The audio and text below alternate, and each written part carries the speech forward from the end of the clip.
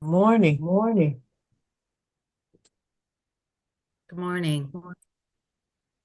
Good morning. Morning.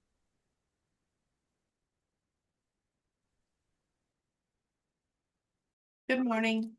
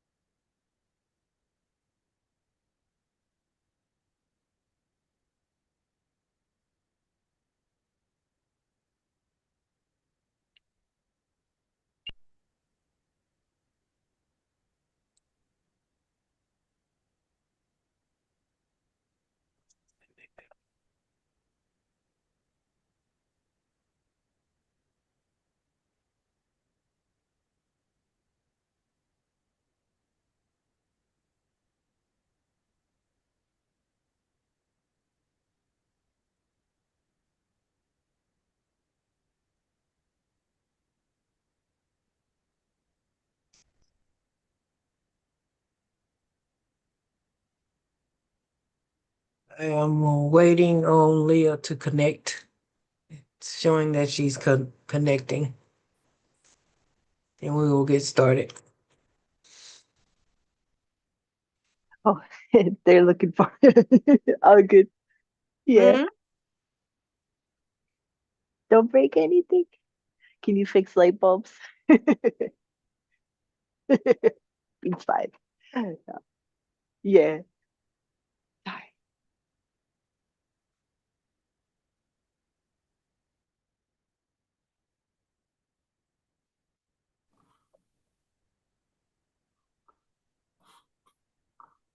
Well, there you are. I'm here. Sorry, it's we've got some technical stuff happening, but I'm here. Okay, How's everybody doing? good. Ready to get rolling? Yeah, ready to get rolling. Awesome. Well, again, good morning, everyone. I am Cecilia Jones.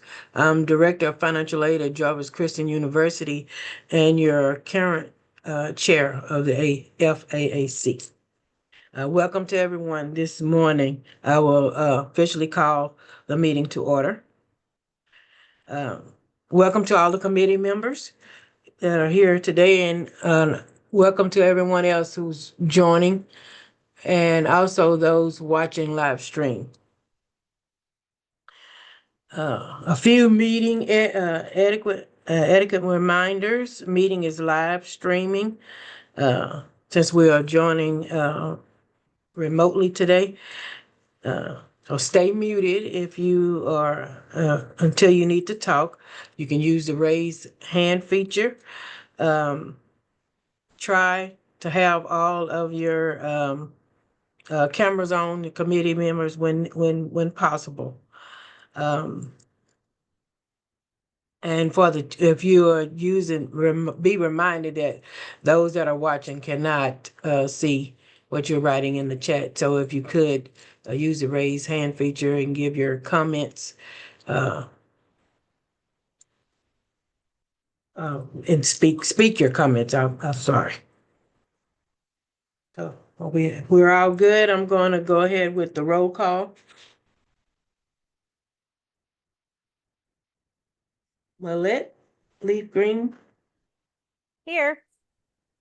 Leah Smiley. I'm here, sorry. Yes, Mary Escobar, Here. Heather Fountain, Michelle Hill, Jackie Kelly. She said she will be a few minutes late. Scott Lipinski, Here. Gabby Leon, Here. Linda McKendry, Here. Rebecca Moreno, and Erica is out today. Tanya Richardson Dean, Beth Tolan, Here. Amy Wilson, Here. Dee Ingram, Cecilia D says she's in the lobby and is waiting for someone to let her in, but I'm checking with her to make sure she has the right link. So just FYI. Okay. Okay. Yeah, I saw that too. Shannon Crossland, Here. Debbie Richmond, Here.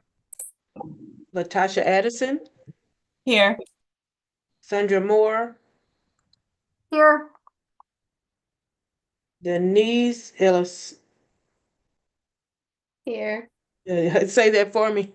Eliserio. Okay, Elisario. Cassandra Heslip,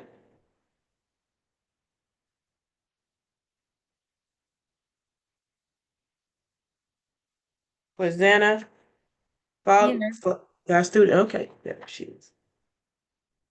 Okay, thank you, everyone. This for joining us this morning. At this point, we're going to agenda item number 2, the consideration of the approval of the minutes from September 12, 2024. Hopefully, if you've had a chance to review those, they were sent to you previously. Does anyone have any questions or corrections needed for the minutes from September?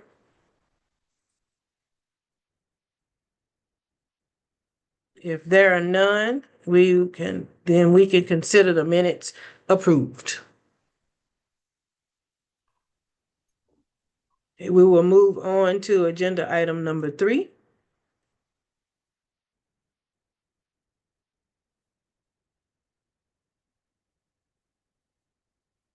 And that would be, and she's given us a prior FAAC business, an update on that. Morning, everybody. So I think there's a slide after this, if you want to move that forward one slide. The prior business that we wanted to talk with everybody about, if you recall, was deciding on the dates for next year. We had a good discussion last time about, do we want to do it in person? Do we want to do it virtual? What days do we want? So on the screen right here was kind of what we had come up with. After last meeting, we met with the chair, vice chair, and the current chair, vice chair, past chair, current chair. And we discussed this a little bit more. And on your screen, these are the dates that we had written down and that we wanted to have a quick discussion so that we can finalize these and get this out to you on your calendars. So if you can pull up and double check these dates, that there's nothing that we missed that's significant that would prevent you from going. We can't accommodate every single person's schedule, but ideally, what we had discussed is doing at least one person in-person meeting, which is going to be March 6th. The thought behind that is historically, FAAC has fallen on the first Thursday of that quarter for the month that we do it in. So that would be March 6th. We also wanted to consider spring break. So this seemed to fit the most people's schedules. So this one would be here in Austin. It would be in the coordinating boards building. It would either be here or next door. We have two different spaces that we can have that. So that's the date that we landed on. June 5th is the next one. This is kind of right after the semester ends for both high schools and for colleges. So again, the first Thursday of that quarter. And then what we need to discuss is September 4th or 11th. So again, historically, it's going to be the first one, but because there was some conferences and other things happening with the start of school, we wanted to be mindful of that and see if there's a majority that want a certain date. So we'll talk about that. And then same with December 4th and 11th. There's different conferences. There's different reporting deadlines that people have to abide by. So we want to see if there's some flexibility so that we can choose the most appropriate date. So I'm going to open it up there. Is there any concerns on the in-person for March 6th? We'll start there. Feel free to unmute it and have a discussion. March 6th is fine for me. I think that's a good time. Yeah, Definitely well, before spring break. I agree. Yeah, it works well for me as well. Just to clarify, Leah, we always do have a virtual option for folks to join if they're unable to travel. Is that right? Yes, we will pipe in just like we do now. We'll do it through Zoom, but the majority of the group would meet in Austin. The March 6th will also likely have a lunch, where we go somewhere for lunch, since it's a longer type meeting. So the virtual folks would just have a break at that point. But we hope you all can make it, but we know sometimes that's not possible, especially people who are very far away. But historically, it used to always be in person. So it's evolved quite a bit over the years. All right, so March 6th, and we'll take a vote at the end that everyone's good with all the dates. But June 5th, any concerns with June 5th?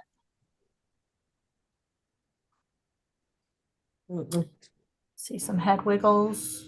No. Okay. All right, moving on to September. So anything that you're aware of that's happening on September 4th or 11th that would need to be considered by the whole group? For us, for my school, I would prefer the 11th. The 4th is just so close to the start of school and financial aid disbursement. It might be hard for me to be out that day, or to be on a meeting that day, rather. Okay.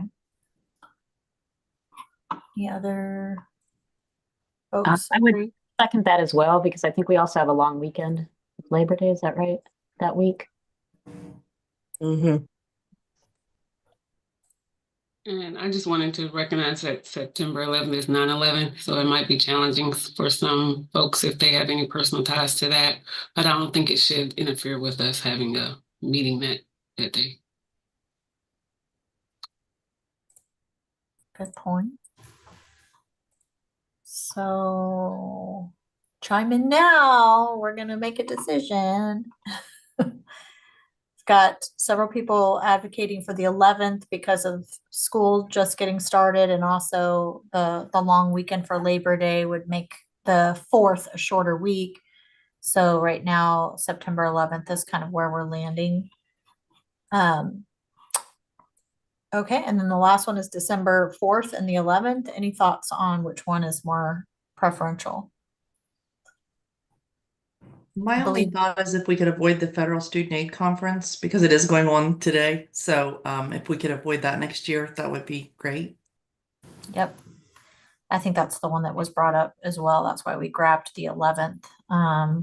Because it's not too close to the holiday, but it's not smack dab in the middle of that. And sometimes there's reporting as well. I think don't y'all do FISAP or one of those at the end of the year? I don't remember the timelines on submitting all those things. And of There course, are some edits that are due December 15th, but I don't think that's a big reporting requirement for any of us. I mean, I don't even have to make that update anymore. I don't think anyone else probably does. It was about Perkins. Okay.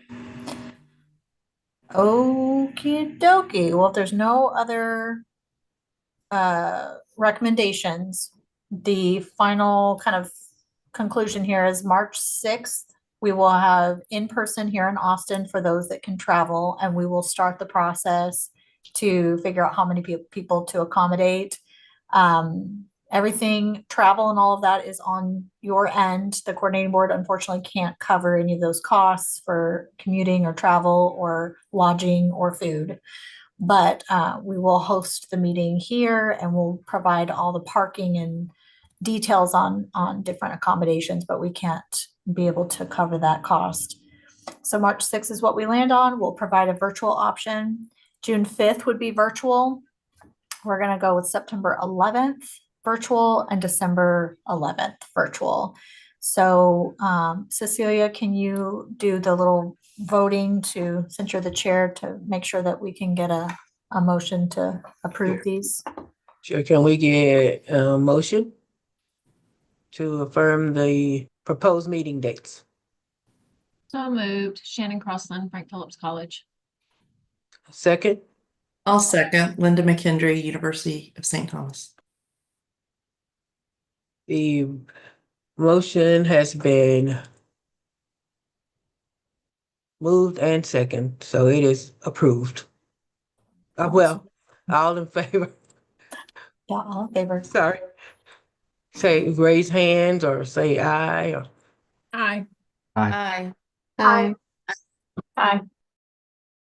so moved. We It is will, approved. thank you. And we'll start coordinating that by sending out calendar invites and making sure everyone has those dates in advance so you can get that scheduled so you don't get booked up. Okay, Other than that, on prior business, we didn't, the only other thing that we had was the discussion around the subcommittees. We had talked about there was going to be 2 subcommittees. There's the Texas application for state financial aid, the TASPA, and that one currently is run by Heather Fountain. And then the other one was the operations subcommittee, financial aid operations subcommittee, which is run by Beth Tolan. We did connect with each of them to find out if they were interested in continuing on. Both of them agreed that they would want to continue. If there is anyone else on this committee that really wants to do that, then we would have a vote. But they did confirm that they would be happy to lead those for another year.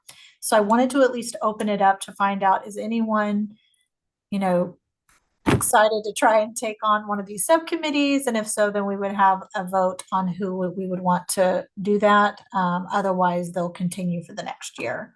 So again, TASFA, Heather Fountain, is anyone else interested in overseeing the TASFA subcommittee?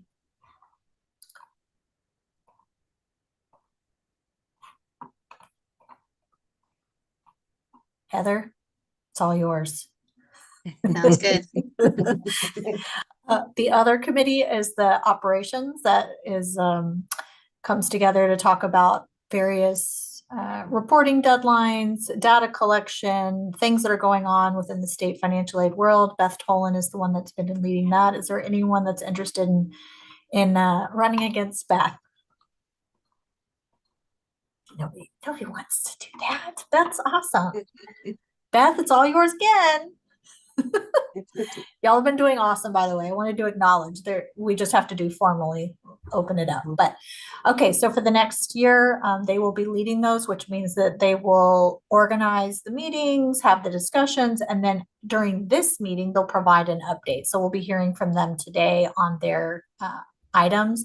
And then just as a reminder, Scott Lipinski was the legislative updates chair, but we have talked about last time about moving that committee under the broader TASFA organization update.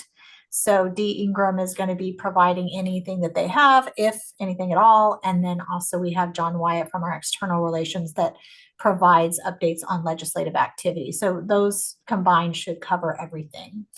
So that is all the prior business I have, unless anyone has questions for me. Okay, we can move forward. okay. Thanks, Leah. Next agenda item is external relations with John Wyatt. Good morning, everyone. Good morning. Well, thank you for the time this morning. John Wyatt, Senior Director of External Relations here at the agency. Just going to provide a little bit of an update on where things stand in terms of the legislature. I mean, probably the biggest update I have for you since the last time we talked is that we will have a new Commissioner of Higher Education. As I'm sure you've heard, Dr. Wynn Rosser will be succeeding Commissioner Keller as our Commissioner for Higher Education. That transition is already well underway, and we expect he will be fully on board at the start of the year. So we're very grateful and very much looking forward to having Commissioner Rosser to help carry our message to the legislature regarding the importance of higher education and of financial aid specifically in making higher education accessible to students. So we're about a month out from the start of session. One of the first things that the legislature will take up is the budget. So generally, we'll see in early January the introduced GAA, General Appropriations Act. So that's the budget bill. So that bill will be, a version will be introduced in the House and a version will be introduced in the Senate. They're usually very similar, although there are usually some differences between the two based on those two chambers' priorities.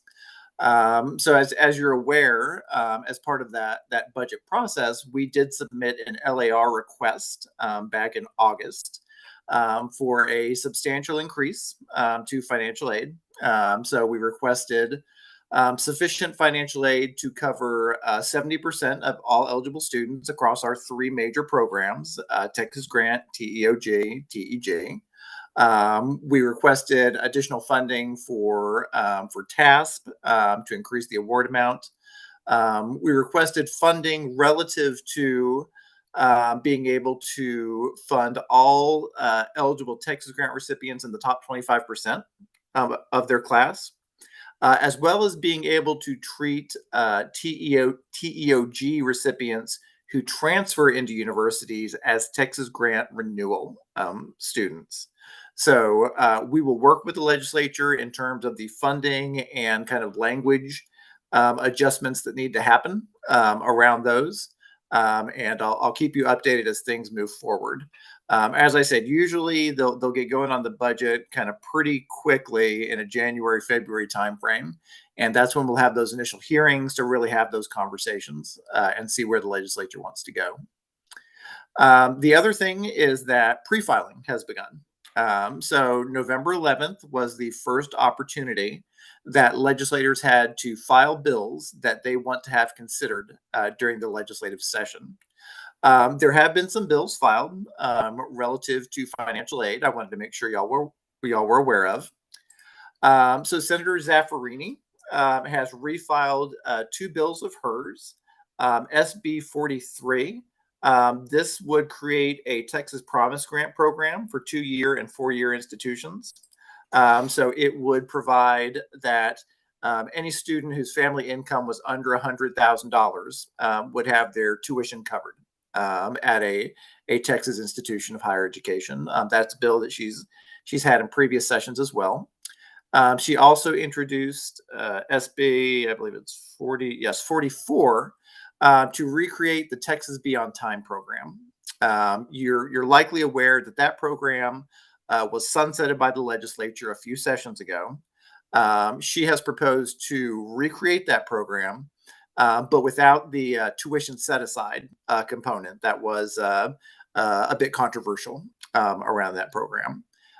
So she has filed both of those. What will happen with them is anyone's guess. So we'll see how that unfolds as the process goes forward. There was also a bill introduced by Senator Jose Menendez, SB 186. This bill would create a Texas Students with Disabilities Scholarship Program. So that's I believe that's a new bill. And so this would be a new program. We'll definitely take a look at that, see what feedback we have for the author, and keep an eye on that one.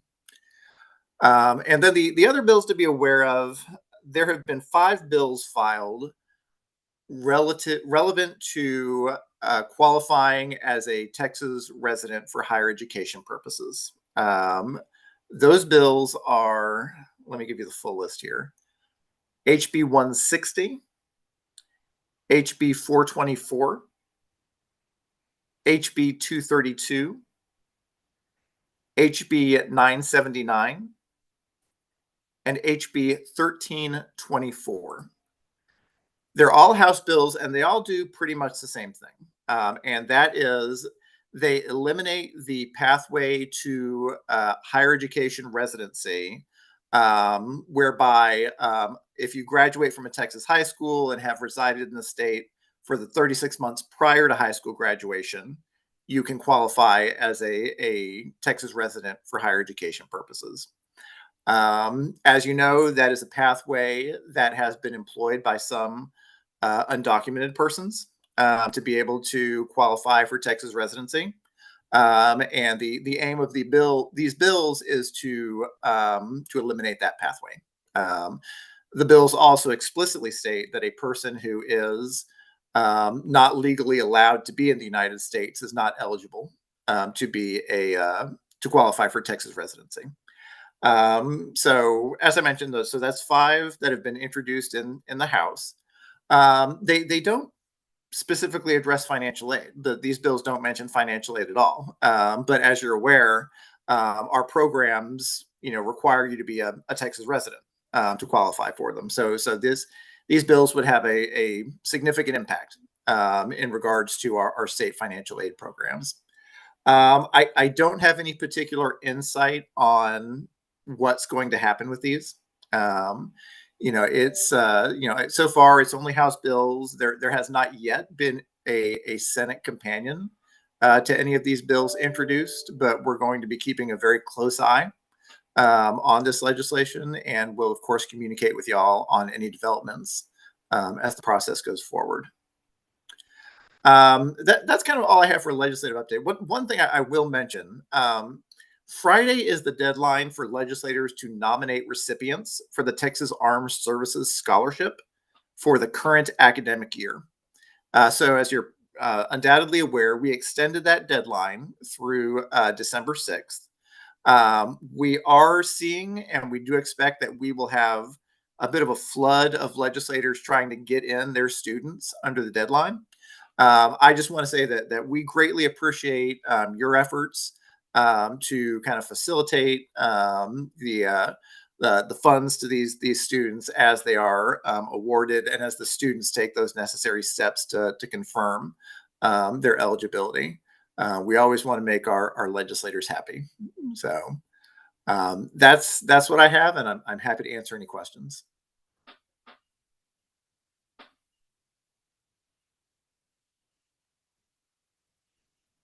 Does Ron, anyone thank have? you.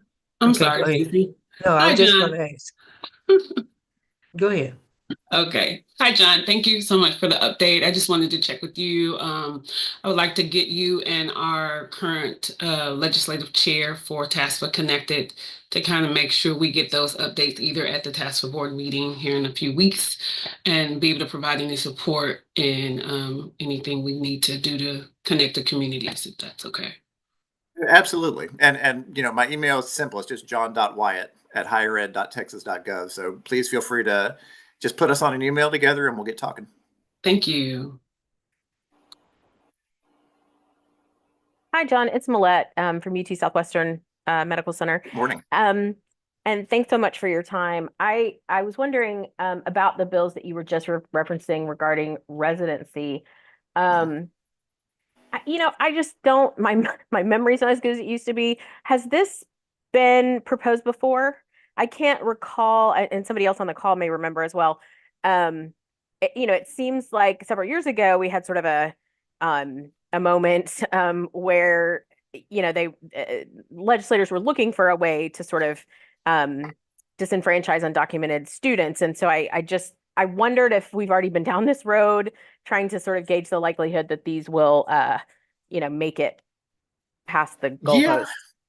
Yeah. I mean, bills have been filed for the last several sessions. So this is not new. It's new that there's this number of bills that have been filed. But this is an issue that has been kind of on the back burner for a while now. I'm not aware that a bill has advanced, though. I can't recall a situation where a bill, made it out of committee or really got any traction in previous sessions. And as I mentioned, there's not yet any Senate counterpart. So, I honestly don't know what kind of traction this issue is going to get this session. We're traditionally, it has not gotten a lot of traction, but I feel like we're politically in a bit of a different place than we've been before. Absolutely. So there may be some possibility that there is some movement on this. We're just going to kind of have to see. A lot obviously is going to depend on who ends up in leadership in the two chambers. Right. We don't yet know who the House Speaker is going to be, and we don't know who the House Higher Education Chairman is going to be. Once we know those personnel, we might have a little more insight. All right, great, thanks. Yep.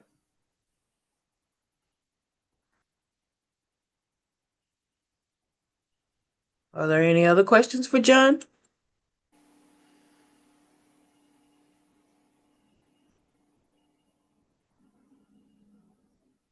Okay. Thank you, John.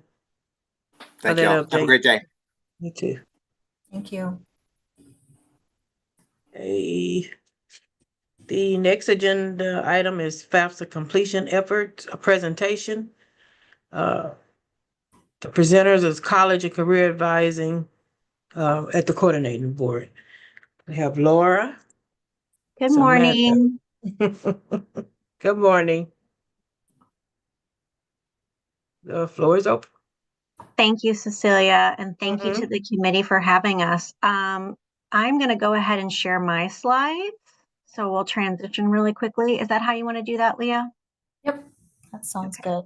And just while you're doing that, as a reminder, this came up last meeting. I know there was a discussion when Chad was on and we were talking about different things, including moving the priority deadline, and that kind of led into efforts for FAFSA completion and things that the coordinating board does to help support FAFSA or task for completion. And we were trying to figure out how to share some of our tools and partnerships that we have. And so that's why we invited Laura and her team to come present today, just so that they can, get you up to speed on what their area does. A lot of y'all work directly with student financial aid programs, but there's an entire division at the coordinating board called College and Career Advising that does so much to help support ISDs and just the financial aid community. And so I wanted to make sure that y'all were aware of what they do and some of the resources that they have. So I'll turn it over to you, Laura.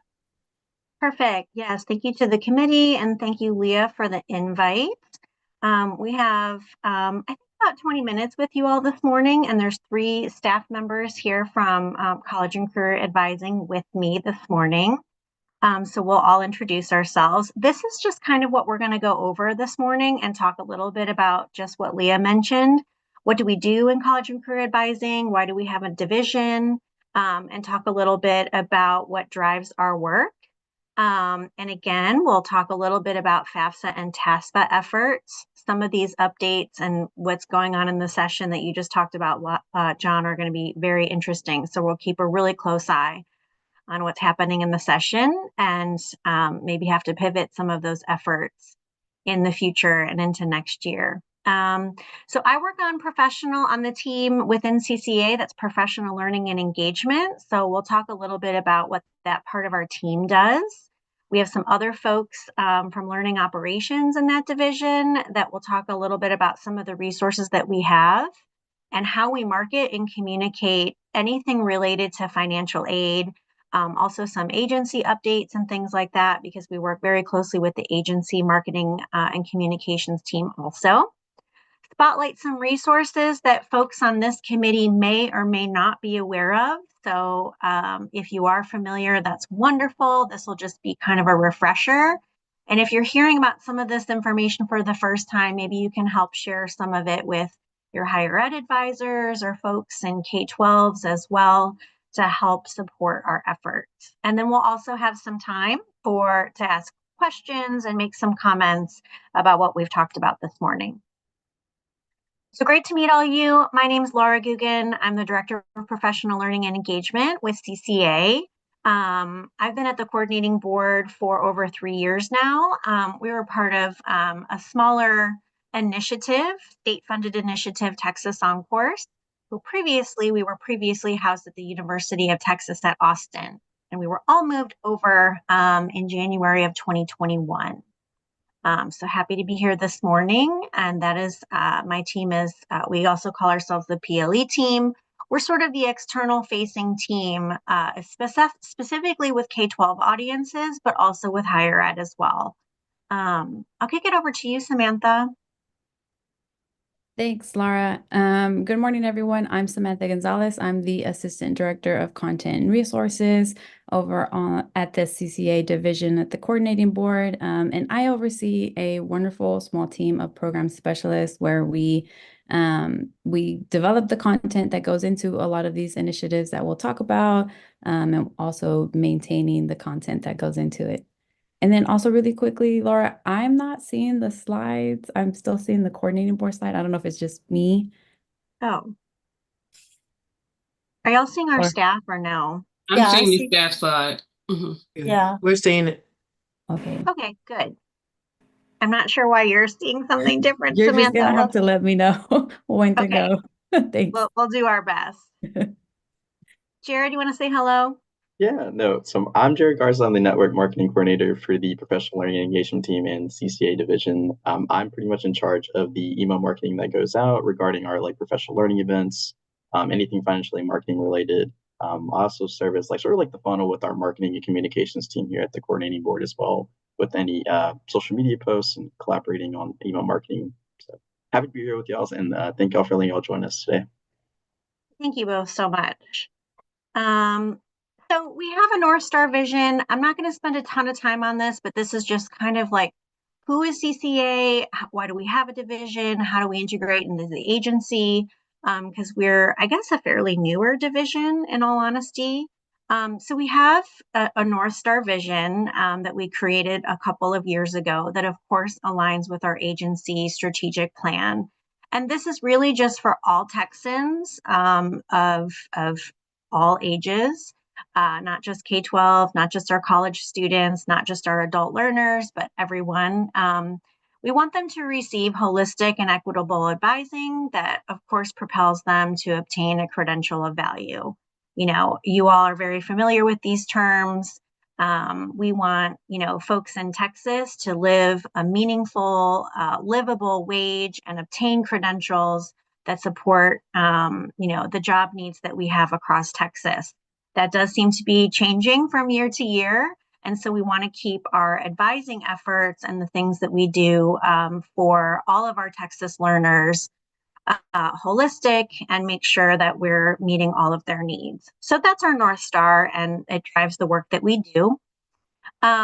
We also keep this concept in mind that advising really matters. We're all doing similar things, folks that are in this committee. So this will make a whole lot of sense to you. We know that college and career advising expands opportunities, and post-secondary planning is very, very, very important at any level. Could be career changes. It could be graduating from high school. It could be leaving 8th grade and going into 9th grade into high schools. But we also know that the current advising system in Texas, from the landscape, from our stakeholder groups, from our tri-agency partners, TEA, and the Workforce Commission, we know that our current advising system has some fractures in it, and we need to improve some of the structure to meet its full potential.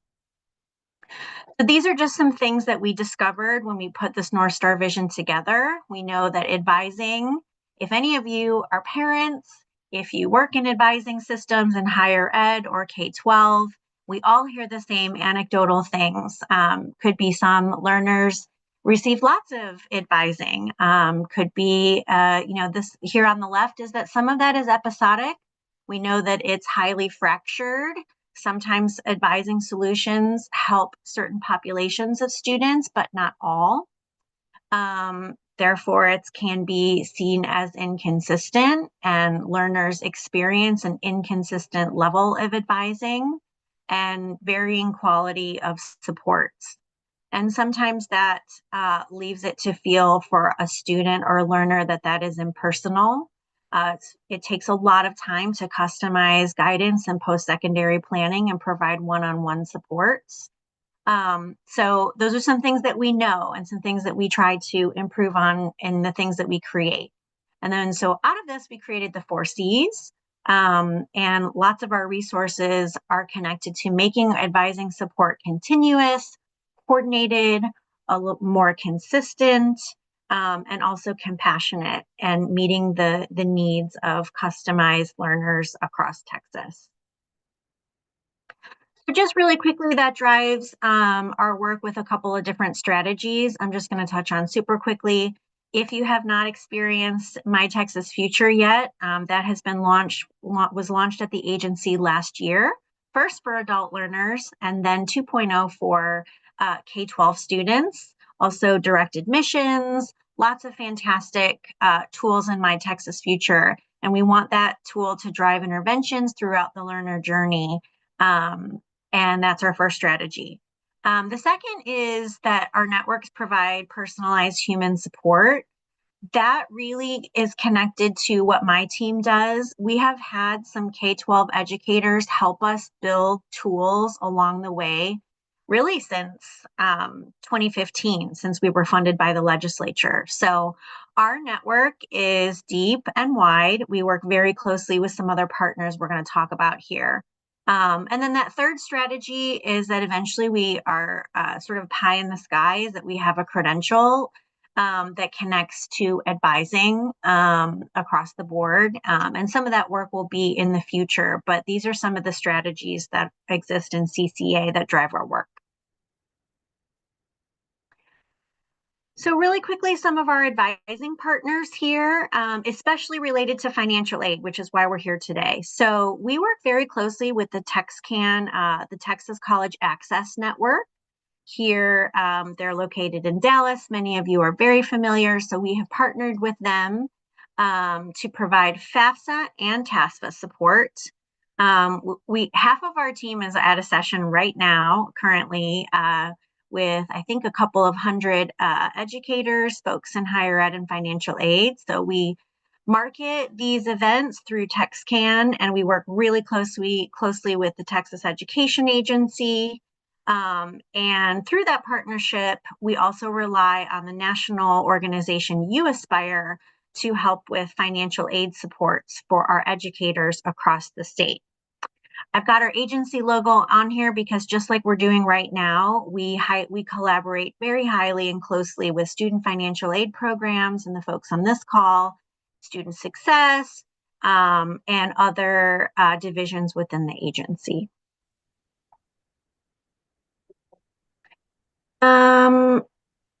Jared, do you want to talk a little bit about the trainings we have? Yeah, of course. Yeah, so I just wanted to showcase the financial aid marketing efforts of the College and Career Advising Division. Currently, as Laura previously stated, we currently have half of our team collaborating with TexCAN and student financial aid programs right now. They're conducting a training over Apply Texas and TASFA updates, or Apply Texas Counselor and TASFA updates right now. We have a large number of educators with a big reach within our network, I would say. We typically market these events through the Texas OnCourse Network newsletter, and we collaborate with TexCAN as well as they market those efforts in their own newsletter as well. I believe our listserv for our K-12 educators is around like 21,000 counselors, career counselors across the state. So we reach a fairly large amount of educators just to make sure that we're letting them know that, hey, we're with them and we're here to support them throughout this financial aid process. And of course, the recently updated Apply Texas Counselor Suite update as well.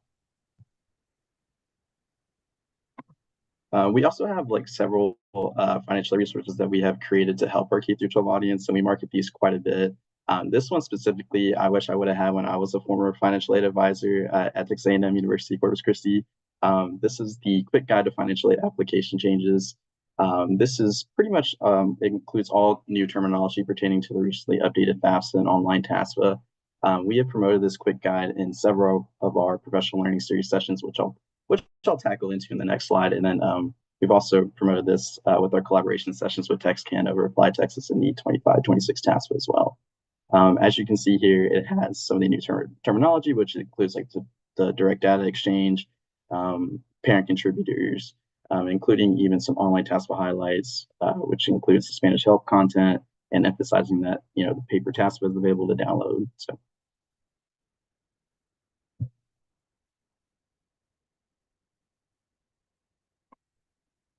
Yeah, I also want to highlight our monthly professional learning series as well. This is a free digital learning opportunity for Texas middle school and high school educators, and it focuses mainly on college and career planning. We have a session on like the second Tuesday of every month, and so educators can connect with their colleagues and learn from expert guest speakers on relevant counseling and advising topics. We have had like several, previous events in the past with the professional learning series that pertain to financial aid. I know our most recent one that we currently had was around last September, and that was during the early phases of like the financial aid simplification resources that we had at that time. It was very well received, and it's actually one of our like most viewed recordings on YouTube as well.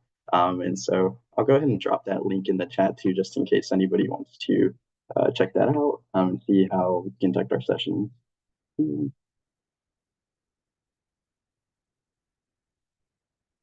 We also have our Texas OnCourse Network newsletter. It's our monthly toolkit for college and career success. It's a monthly email designed for counselors, advisors, and other educators supporting students on college and career decisions throughout the academic year. Topics include financial aid, My Texas Future, direct admissions, and college and career assessments. We've had several newsletters centered around financial aid resources, which our next newsletter that's releasing on December 11th will include all Texas OnCourse resources pertaining to financial aid. We've also included testimonies from financial aid administrators from across the state during the initial release of the simplified FAFSA, and that was actually very well received. Really our goal with that was to make sure that just to make sure that educators across the state felt that they're not alone during that tough process of that time. And so I'll go ahead and drop the link as well to register for that newsletter at the end of the Q&A session. So. But we also have other forms of communications as well. We actually have pretty much a listserv pertaining to just network updates pertaining to Texas OnCourse. I've included an example of financial aid messaging that we've sent out to our K-12 educators here on this slide specifically. Our previous commissioner, Harrison Keller, had tasked our division in creating just a mass email sent out to K-12 educators across the state to help increase financial aid completion or application completion at that time. It was a little bit below average during that time, but that was mainly due to the technical challenges of the simplified FAFSA. But we also included just several resources from Texas OnCourse and letting our educators know that, hey, we're here with them. We're here to support them through this process. We also have social media posts pertaining to financial aid, which I'll show in a couple slides now. And we also have worked closely with our marketing and communications team here at the agency as well for any just mass email messaging that needs to be sent through K-12 educators. And here's an example of an email that we sent out earlier this year, actually, for the 24-25 FAFSA period. It was mainly just detailing the priority deadline being moved from March 15th to April 15th of 2024. We worked closely with SFAP for this messaging as well. It's a great collaboration, and I'm thankful for that as well. So thank y'all for that. But this is one of the examples that we've had. We've also conducted recently, even with the release of the TASFA as well. We just sent out messaging actually yesterday pertaining to that being released to our K-12 audience. So. And then here's an example of our social media that we conduct on Texas OnCourse. Here, as you can see, it was our financial aid messaging for the priority deadline for this current financial aid application cycle being moved to February 15th of 2025. It was very well received. We actually had over like 20 likes on this post. And I do think, this is, the messaging thing. This is the messaging that we're collaborating with Marcom just to make sure that, financial aid or just educators across the state are able to receive any sort of financial aid messaging through all platforms available through social media. So, and now I'll pass it over to Laura Guggen, who's going to go over Applied Texas. Sure. Thank you all. I just wanted to take a couple of minutes and acknowledge what we're doing with Applied Texas. We have extensive trainings on the new Applied Texas and the Counselor Suite. We just wanted to highlight a few slides here on what the Counselor Suite looks like for our audience. This is a whole new look and feel. I know you all have your own interface in terms of higher ed. We do a lot of very specific training on how K-12 educators can track and promote students completing financial aid, since it's a high school graduation requirement. So the Counselor Suite here allows educators to view data around their students, not only their Applied Texas college applications, but also financial aid. So actually the half of our team today is talking a little bit about what the Counselor Suite looks like on the back end and tracking financial aid. So that is a huge enhancement. When I was in high schools, we were not able to track financial aid. So finding students and finding families to support them and using the counselor dashboard, which it looks like here. Many of you are familiar with this, or maybe it looks a little different from you in your role, but this is what it looks like. You can see if you work at Lake Travis High School. We work really closely with all of the 20 ESCs who help process MOUs and agreements there's over 1,200 K-12 districts across Texas, and each one of them is currently in the process of renewing an MOU to see their student data, see those application counts for applications and also financial aid, search by school, search also in their district if they happen to be a district level administrator. And we also share some of that data with the ESCs as well. So lots of folks within CCA are working on Applied Texas, working on the counselor portal and MOUs, and also providing training to educators on this. Hey, Laura, I'm gonna interrupt for 2 seconds. So sorry. Sure. When you took over sharing the screen, some people dropped off for technical issues. Do you have the ability to see our waiting room to let them back in? Apparently we can't access it. Can you do that? We just want to make sure everybody's. I'm just gonna click admit all. I'm sorry, Sure. I didn't even see that I could. No. It's because it's in your court at the moment, but I appreciate it. Sorry to interrupt. And one other thing I noticed for Samantha, there's tabs at the top of my screen that allow you to toggle. I don't know if y'all see that or not. On my end, I can see Ardelia's screen and then I can see Laura's screen. So I was like, oh, that might be why. Do y'all see the same thing? There's like two different little tabs, and when you click on it, it toggles between the two views. So if that's helpful. So helpful. Thank you. I've never seen that. Me neither. Every time I'm in Zoom, there's something new to learn, like live in a meeting. Yep. Okay, I'm sorry. Go ahead. No, you don't jump in anytime, Leah. So this is just an example of what that looks like for an educator.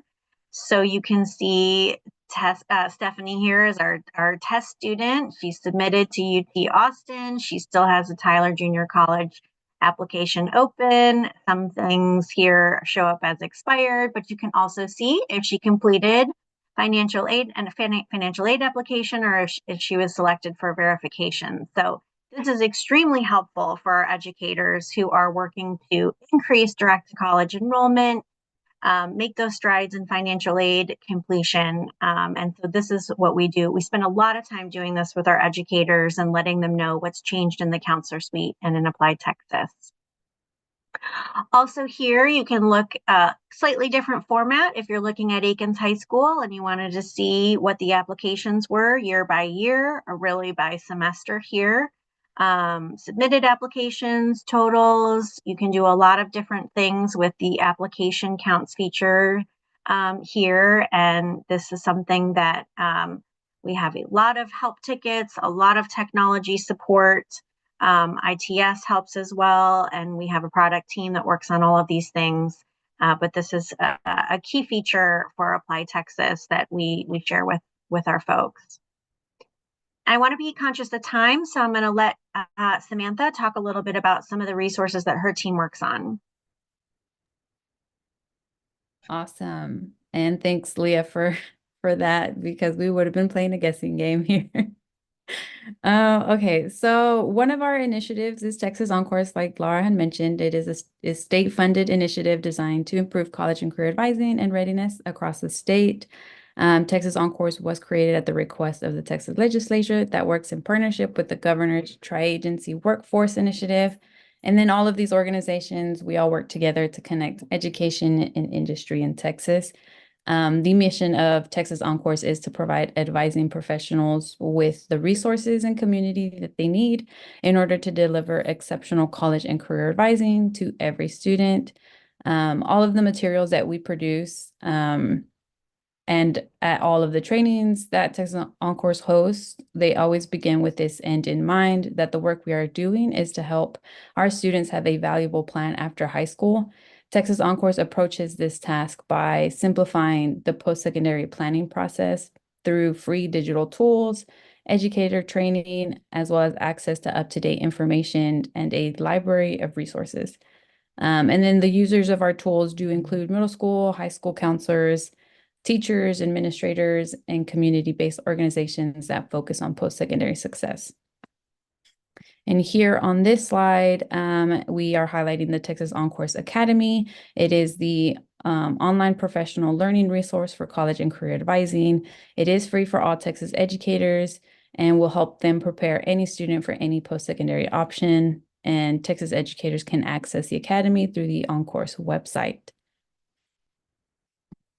Within the Academy, there are modules that cover financial aid topics, such as our FAFSA module and TASFA module. These modules provide an overview of the applications, as well as provide resources that Texas educators can use to support students and families complete those applications.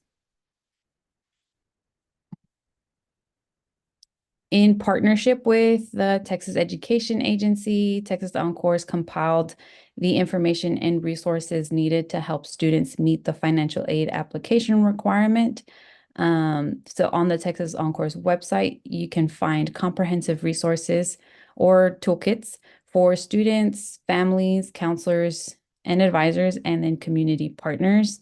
The website does provide a download option that makes it a PDF version readily available to share with all of these audiences.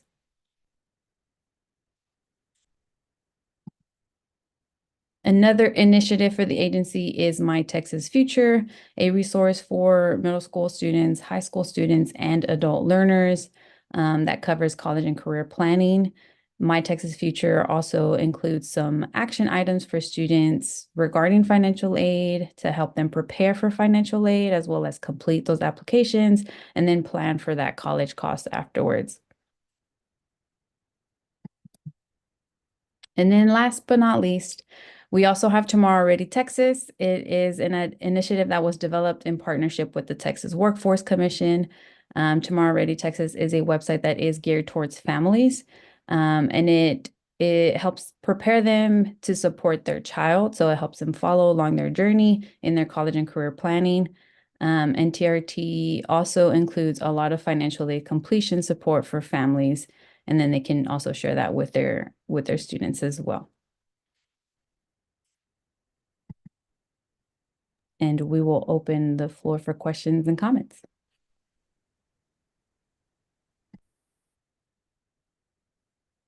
Anything anybody would like us to elaborate on? One of the things, even though we kind of came over with a K-12 educator audience, we are seeing that change quite a bit. We have a lot of folks from community college, community colleges, lots of folks that support dual credit programs, early college, high schools, and P-TECH programs. I'm going to go ahead and stop sharing for a second, but We really were expanding and also, I think, integrating a whole lot more within the rest of the agency and those initiatives. So we appreciate any feedback, or we could elaborate on a lot of things we talked about. This is a fairly quick overview, but if there's anything else anyone would like us to chat about, we have a few more minutes. If I can jump in, I just wanted to ask, what is the best way to reach out? I think this will be a great connection point between early awareness and TASFA with you all in the work that we do, and see if there's any way we can support each other as well. Is there a better email, or just reach out to the three of you? How's the best way to contact? Yeah, I'm going to pop my email.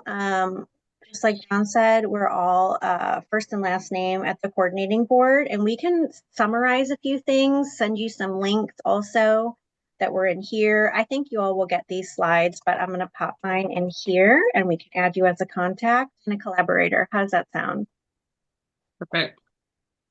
Thank you so much. I have a question. With this new rollout, you're aware that a lot of MOUs actually are still happening, and there's been delays. And so I wondered to see what that looks like, if it's progressing and getting smaller with the districts. I happen to be in Mesquite, Grand Prairie, Dallas, Garland, and DeSoto. And a lot of our advisors still are having trouble with the counselor suite access. And they've put out messages to Region 10, and they've, or the other regions that they're involved with, and are still struggling. Because I agree with you, this is a phenomenal tool that helps us sort and filter who has open applications to close them, who has completed or submitted but has the verification. So I agree with that. And it's been really, really hard not to have access, in December, by December now. Yeah, thanks for bringing that up, Debbie. We were just talking about this yesterday. We have about 80 to 85% of our districts and MOUs signed, which what that means is there's still some that are outstanding, and we certainly do not want anybody to lose access.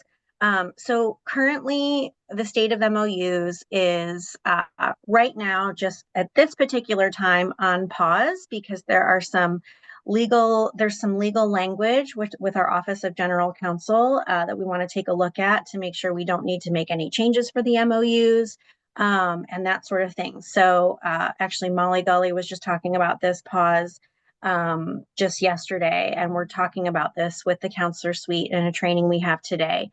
I'm sure you have our contact, Anne Marie Scarborough in our division is overseeing all of the MOUs and all of the communication with ESCs.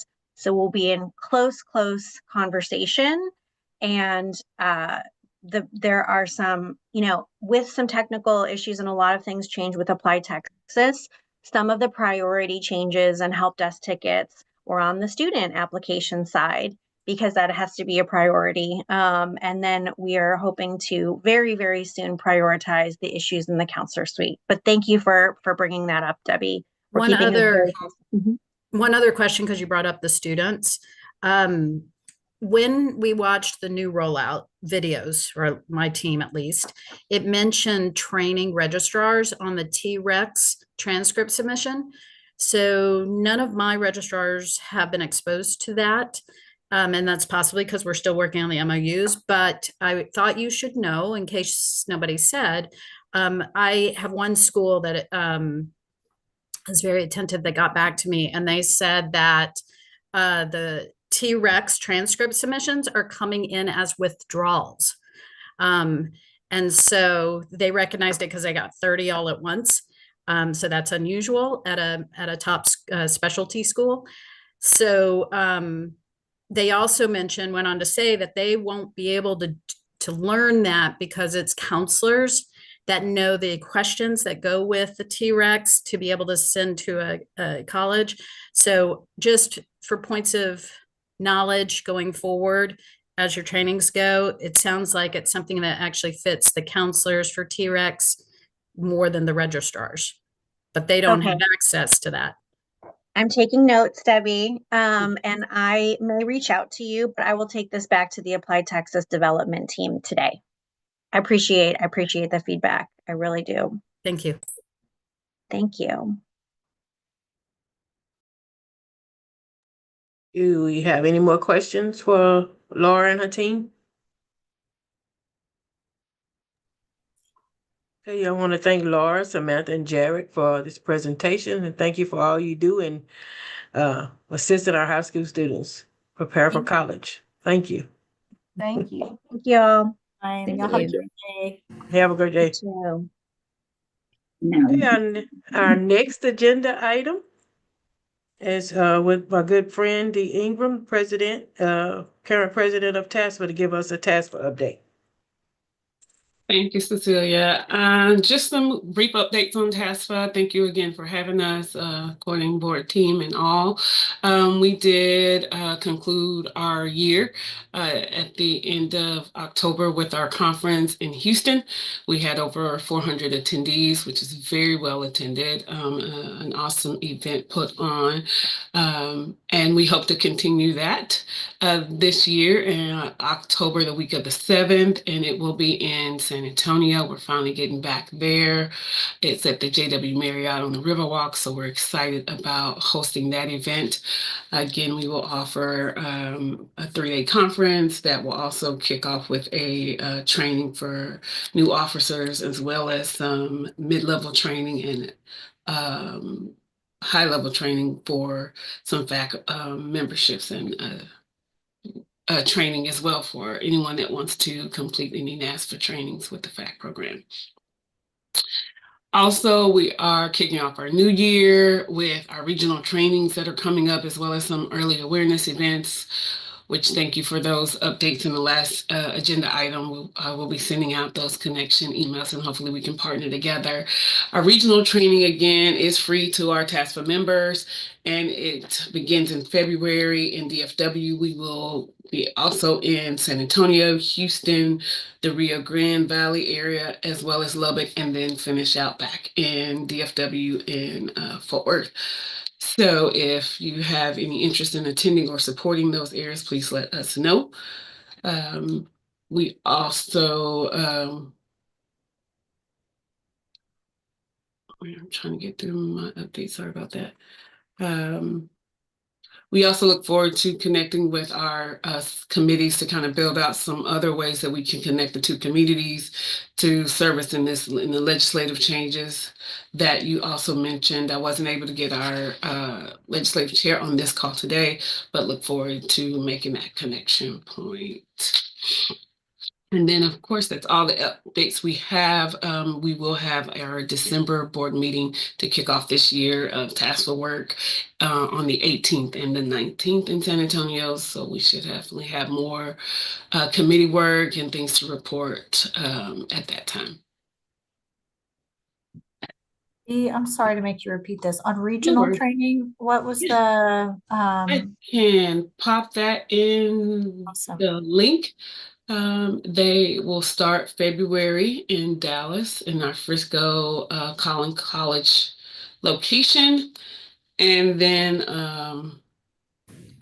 San Antonio, Houston, Rio Grande Valley, as well as Lubbock. And then we close out in Dallas-Fort Worth area again in Fort Worth. I hope this sends okay. It seems like it's pretty big. I might just need to send a link. And it's going through March, right? Yes, from February through April. Okay. And then we'll have our actual new aid officer training as well in Grapevine following that. So a lot of stuff going on. We put on about 10 events every year as far as training and education and conferencing. So we definitely look to continue those efforts this year. And I will get this training link added in. It might be behind the sign-in, so I'll get you that data, Leah, directly.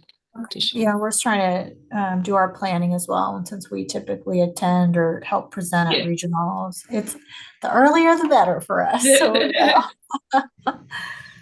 That's a lot. It used to be 4 regions. Well, 4, and then it was 5, and then now it's Yeah. like, oh my Lord, goodness.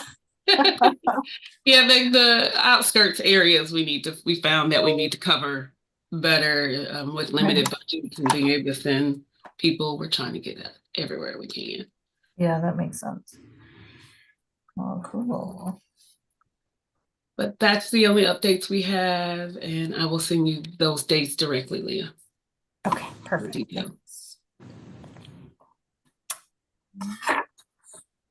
Okay, do we have any other questions for Dee on the TASFA update? Okay, having none, thank you, Dee, for that presentation and update from TASFA. At this point, we have a break scheduled for like 15 to 20-minute break. Yeah, do you want to come back at 11? Yes. Yeah, we come back at 11. And we'll do roll call once people get back. So Okay. Start right at 11. Okay, I will see you all at 11. Thank you. Mhm.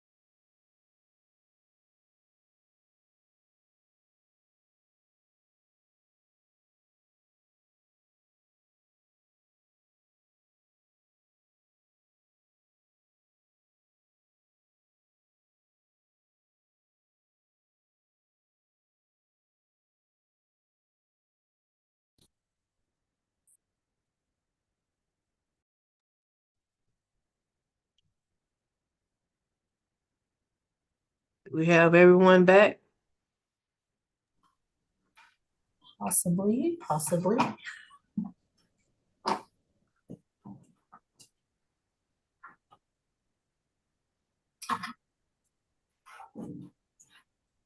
Together. Well, we have a couple of minutes.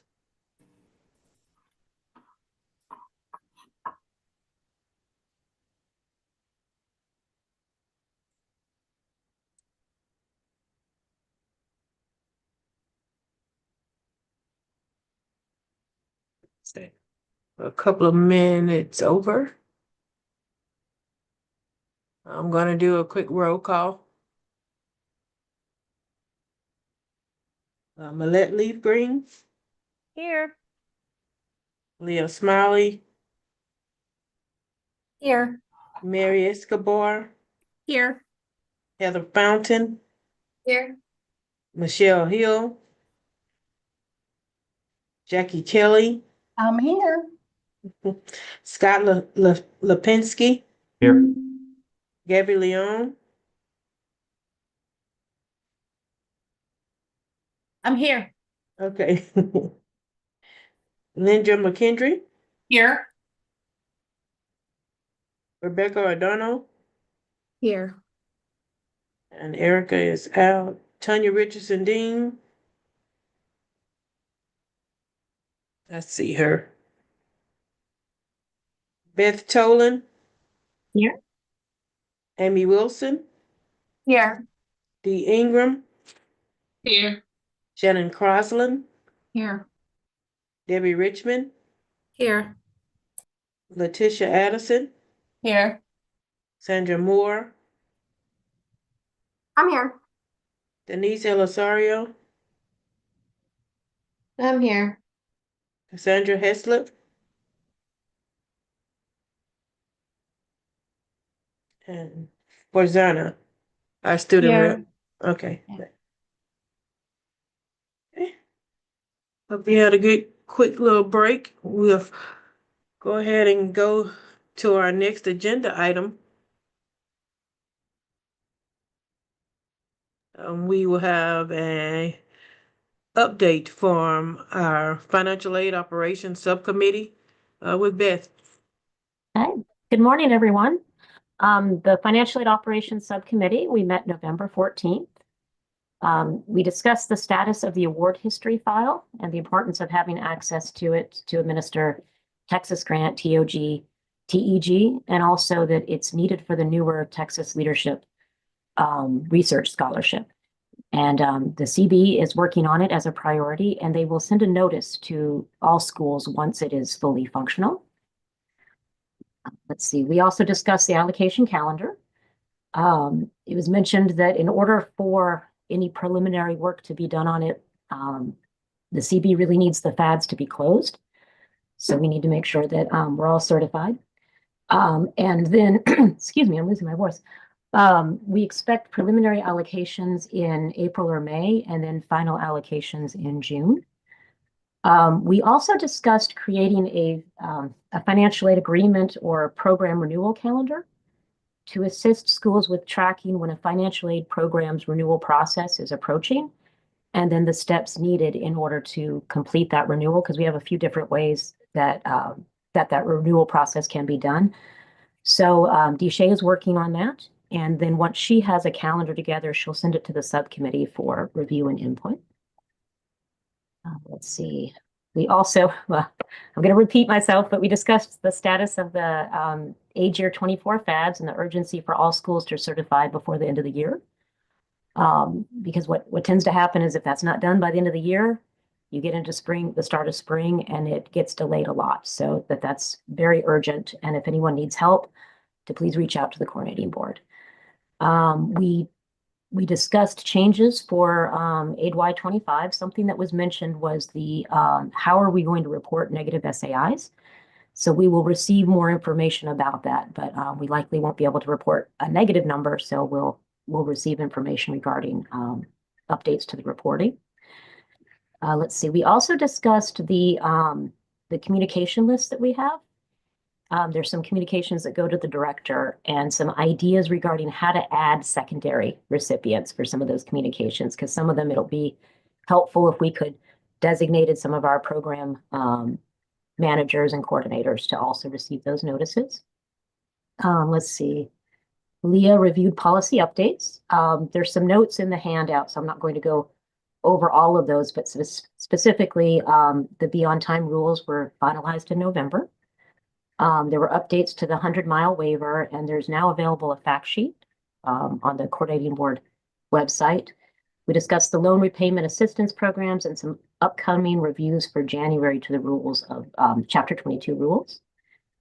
And then let's see, lastly, we scheduled our quarterly meetings for this next year, and we do that to be at least a couple of weeks before these quarterly meetings.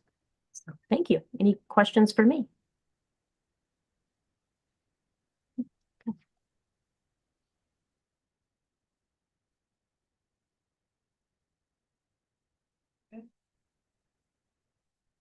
There are no questions for Beth. We want to thank you for that update.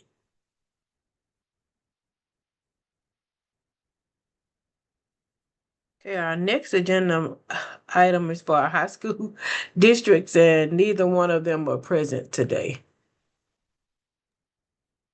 I'm here, Cecilia. Which one? Who? Sandra Moore from. Oh, okay, go ahead. I'm sorry. No, it's okay. It's okay. Okay, good. Just quickly on our part, FAFSA seems to be rolling out a lot smoother for us this year. We definitely weren't ready for that early beta release for us. So we were planning for December 1st. And I know my colleagues and myself in the district were kind of scrambling because students were ready, and as soon as they heard that news, they were ready to come in and get started. So we had to make a quick adjustment. Definitely a pleasant surprise for us. I did a couple of FAFSAs during that beta time before the December 1st. I have had both positive and just a little bit of a challenging experience with a different student. And so a little bit of both on that.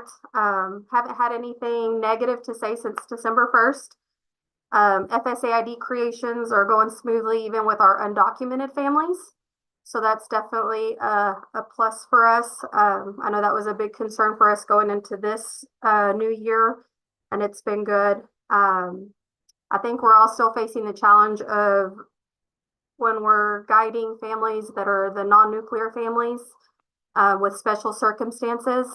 And so lots of questions being asked of our higher education organizations in our area as our students are transitioning there.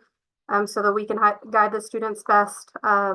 Still have a lot of parents that are not sure who to use as contributor, and so just guidance for them on that. I appreciated the presentation this morning about US Spire and Texas OnCourse and all that. I know we're utilizing a lot of the resources there for communication with our families, and so thank you for those resources that are out there. I'll say for Amarillo, we serve quite a few refugee families. We had a large refugee population here. And so the fact that some of those documents are available in multiple languages is definitely a plus for us. So thank you guys for those resources. I think that's all I've got for now.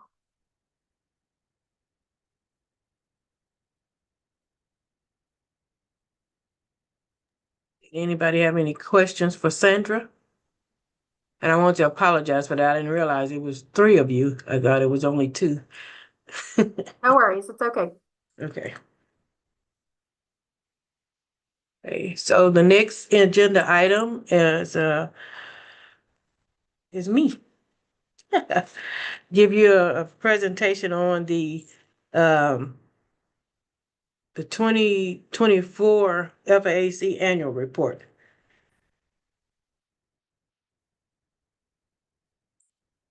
Okay, so the FAAC annual report is compiled every year. Do we have that up on? Do we have a copy of it? No? I'm not sure. Is there a slide for it? If not, then everyone has it in their handout materials, and it's labeled, and it's labeled agenda item 9. Okay. And I can, I'll drop the link to the handouts in there. That way, if you want to follow along with Cecilia. It's going to be just a quick summary. The FAAC annual report is compiled every year, and it summarizes all of the good we've done during that year, all of the accomplishments. And the report will be shared with the board in January.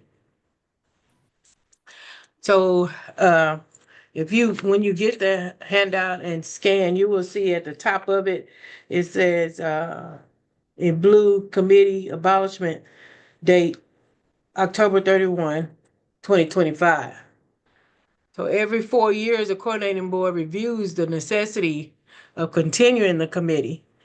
The annual reports that we create and submit are used to help make the decision. The committees promote. So we want to have this report ready for them. We met 4 times during the 23-24 year, and all were virtually. So because they were virtually, we had no actual expenses, but we had a total of 412 time commitment hours amongst us. A little bit about the FAAC. I feel that it's important as it provides the board advice and recommendations regarding the development and implementation and evaluation of state financial aid programs for our students. The FAAC gives feedback on legislative issues. It gives insight on state financial aid program policies and procedures. And when you look at that report, we'll show a section for recommendations. We recommend that the board continues to work with the FAAC to provide feedback and recommendations on current and new initiatives, to provide feedback on how the state financial aid programs, rules and policies and regulations align with federal policies. And we recommend to continue to work with the subcommittees as well. As part of that report, there is a list of the discussion topics and presentations that we went through the year.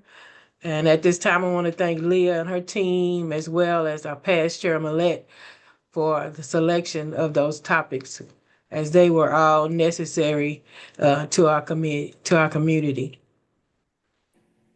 At the presentation to the board in January, I will highlight a few of those to show what we've done, what we've accomplished. As said previously, you have a copy of the report. I will let you read it in its entirety, but want to know at this time if you all have any additional recommendations. This is open for discussion. Any open recommendations to the board, or you want to add any comments that we can give to the board to continue this committee? Anybody can make any comments.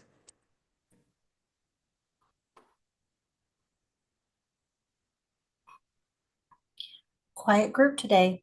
Right. Yeah, see, yeah, it's showing we have all of the committee members, and then it goes down to summary. Thank you for putting that up. Here's the 4 dates and all of our recommendations. We have 5 recommendations there. And I gave a summary of our discussion topics and our presentations. And we will get that to the board as well. Anybody have anything additional they want to say or comment on? I just want to say it looks great. Thank you, Cecilia. You're welcome. I didn't do it by myself. It's a great report. Yes. Yeah, I would agree, Cecilia. This is Millette. I think it looks great, and I appreciate you and Leah and Ardelia putting, getting all of that together. I think the hardest part because this is essentially our chance to, you know, sell the fact that we need to keep going, right? That this Right. committee needs to stay in existence. And so I think the hardest part of that for me when I was thinking about this last year was sort of that intangible piece, right? That it's like the moments we have where we sort of commiserate and we, you know, understand each other and we normalize, you know, what's going on with each other. And, you know, I think so I don't know in your presentation, you know, you have that chance, if there's any, you know, opportunity, it's difficult to quantify, but just to, you know, just to reiterate that it is, you know, this business and the business of higher education is about relationships. And we, you know, this is a major tool that we use to keep our relationship, the community's relationship established with each other and with the coordinating board, which really makes a difference in our ability to administer the A programs. So, Thank you for that comment. yep, good job. Thanks. I do want to also add that it looks great. Thank you so much for putting all this together. The only thing that I could think that we could add is now more than ever, we need this kind of cohesion because there's so many changes that are happening at the federal level. I think this really, really helps with that, having this kind of group and this kind of input and communication. If I can echo that, Cecilia, I think it's very important. Even just on the call this morning, if you haven't noticed, of like making connection points already, and if it wasn't for this session, I wouldn't have had that. And like Beth mentioned, during this time of a legislative change, just period, let alone the uncertainty that's coming along with this legislative change. I think it's important to be able to make those connection points with the state this large, with a state this involved in legislative on the federal level, that it's important that we have as many connection points as we can, and the coordinating board's effort with the FACT community is essential. Okay. I want to echo Millette's comments. I think this committee is put together with people who represent the heart and the voice of the community. And with a new legislature, they might not, they're coming in, they don't have background like, you know, some of you do. So this explains all of that, I think, and thank you for doing it as well. Welcome. You see, I'm writing notes. So I can be prepared in January. Anyone else? Thank you for your great comment.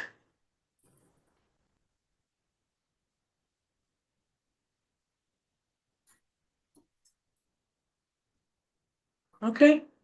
Well, thank you for allowing me this spot to give you a summary of what will be presented in January. We will go to our next agenda item. Oh, no. Well, it was supposed to be lunch, a 30-minute lunch break. Do you all want to have a break again, or do you want to power through?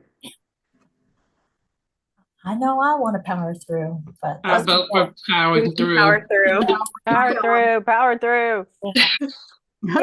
That was placed in there in case something went wrong. I think we're ahead of schedule, and I don't think anyone will be too sad if we get ahead. No, I don't think so either. Okay, so our next agenda item is the task force subcommittee. An update from Heather. Good morning. So the TASFA subcommittee has been meeting and has been hard at work. We did some beta testing earlier this semester for the 25-26 TASFA before it launched. So the committee worked hard with the coordinating board to ensure that the application looked good and ready to go when it launched on December 2nd. And if you haven't seen that, it did successfully launch on December 2nd. So both the paper and the online TASFA are available for students. And I don't know about you, but our students have definitely started filling it out. And we are getting quite a number of applications already from our TASFA students. So Institutions will start to receive TASFA data through Move It. So be on the lookout for that. The coordinating board is currently working on removing the test data from the cumulative files. So that is in motion. And Laura, if you have an update on if that's been complete or not, you can chime in, but they are working on getting that test data removed from those cumulative files that are being sent to schools. And then we are, as a committee, also currently working on prioritizing feedback and recommendations for future improvements for the 26-27 TASFA application. So there have been a number of things that have been identified by the committee that we would like to see kind of better align with the FAFSA. So for ease of processing in our financial aid management systems, and for to help ease some confusion that we've seen with families and students attempting to complete the application as well. So we are currently working on prioritizing those so that we can start making those updates and working with the programmers for the 26-27 application. So we're already hard at work on not next year, but the next year. So Laura, anything else you want to add? No, you got it there. And in terms of the test data, we are continuing on our plan this week. You'll most likely see the test data out by the end of the week, but if we encounter anything, we'll give an update. You'll just notice it in the cumulative file, but otherwise we haven't noticed any issue yet with the batch process or anything else. So far things are looking good. Just reach out if you do encounter anything. We'd love to resolve any issues as soon as possible if you do. Right, that's all the updates I have. Any questions? I have a couple. On the TASFA, some students and families, because we've already started financial aid nights, are asking, do you prefer the online to the paper? Are they going to be processed differently? Last year, institutions specifically told us to work on paper, but I did get involved with the beta testing, and I thought that the online was really easy, minus the 24-hour delete part with the parent. But any advice on that as we roll out with the different districts? I think that's really going to depend on the institution. I know at Texas A&M, we are heavily pushing the online application, but that is because we have the ability to upload that information automatically into our financial aid management system. I know some other schools do not have that ability, and so the paper application is a lot easier for them to data enter all of the data that they have from the application.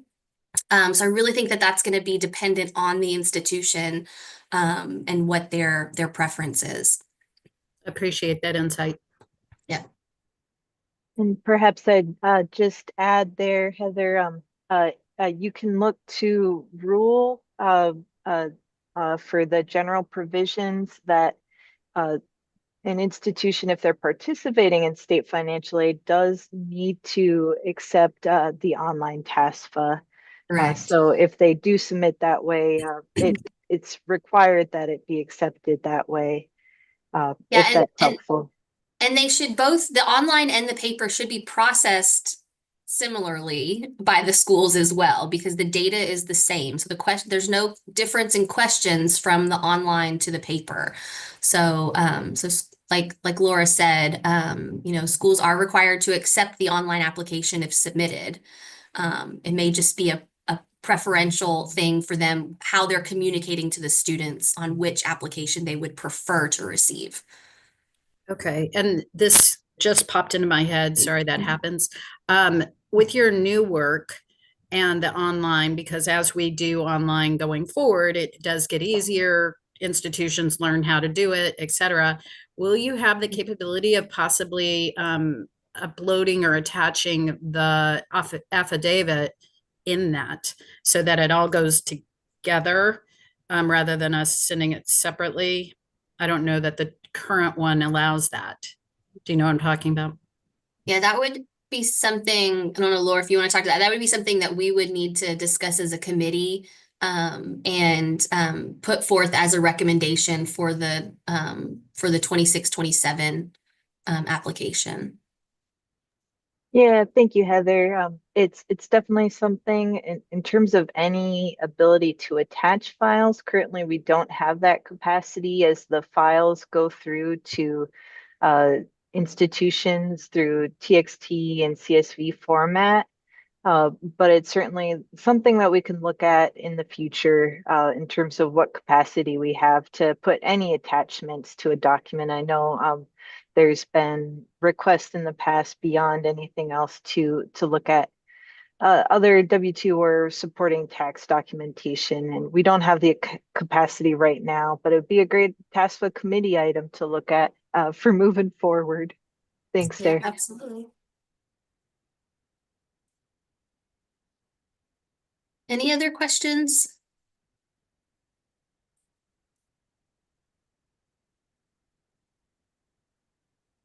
All right, well, that's all I have.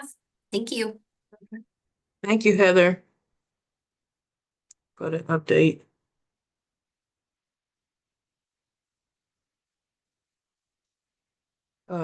Leah, is Deshay on, or are we gonna move? No, she's not, but I'm going to give an update just on behalf That's for her. of student financial aid programs. Okay. All righty. Luckily, I think between Beth and Heather and others, given quite a bit of updates on what's going on in student financial aid programs. So some of what I'll probably go through is repeated. I'm going to attempt to share my screen because I like people to see stuff instead of looking at me. All right, so we have a new commissioner. I don't know if anyone heard. So I'm sharing my screen. Can y'all see this? All right, so as of, I think, 2 or 3 weeks ago, the board announced that they selected a new commissioner of higher education, Wynn Rosser. And you can see on the screen, here's a quick bio of him. And he joined Temple Foundation in Austin in 2016 as president and CEO. He served almost 10 years as chief executive of Greater Texas Foundation. And then before that, he worked for 14 years at Texas A&M in faculty. So he's done numerous roles in senior levels.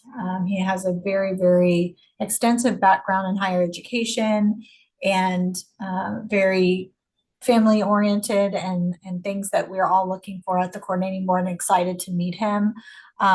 He has not started yet. He'll begin in January. So he's just getting up to speed on all of the initiatives of the agency.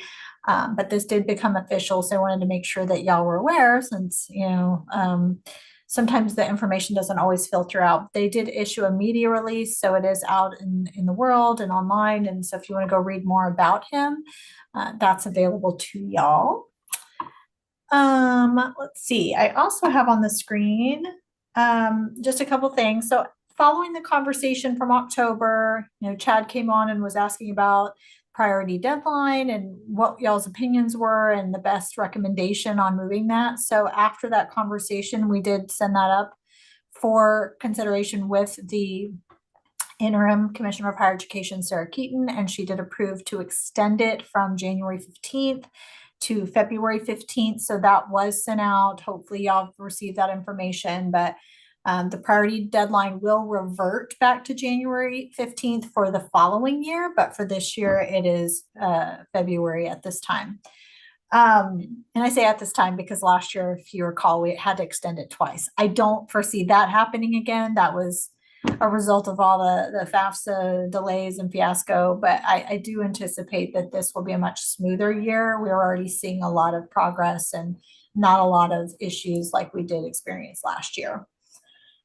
As far as things that have happened, like Heather mentioned, the TASFA went out. We already touched on that, but you can find that on the TASFA landing page. So the families or institutions, y'all can go out to our page and grab those for not only last year's or the current copy, but now the newer ones, along with the online version. Our website has changed, so if you see anything or something seems off, please let us know. We keep finding, as you know, with any conversion, migration, or upgrade, like something that was there before goes missing. So we're perfectly aware that those exist, but every day we find new things, including on the TASFA website.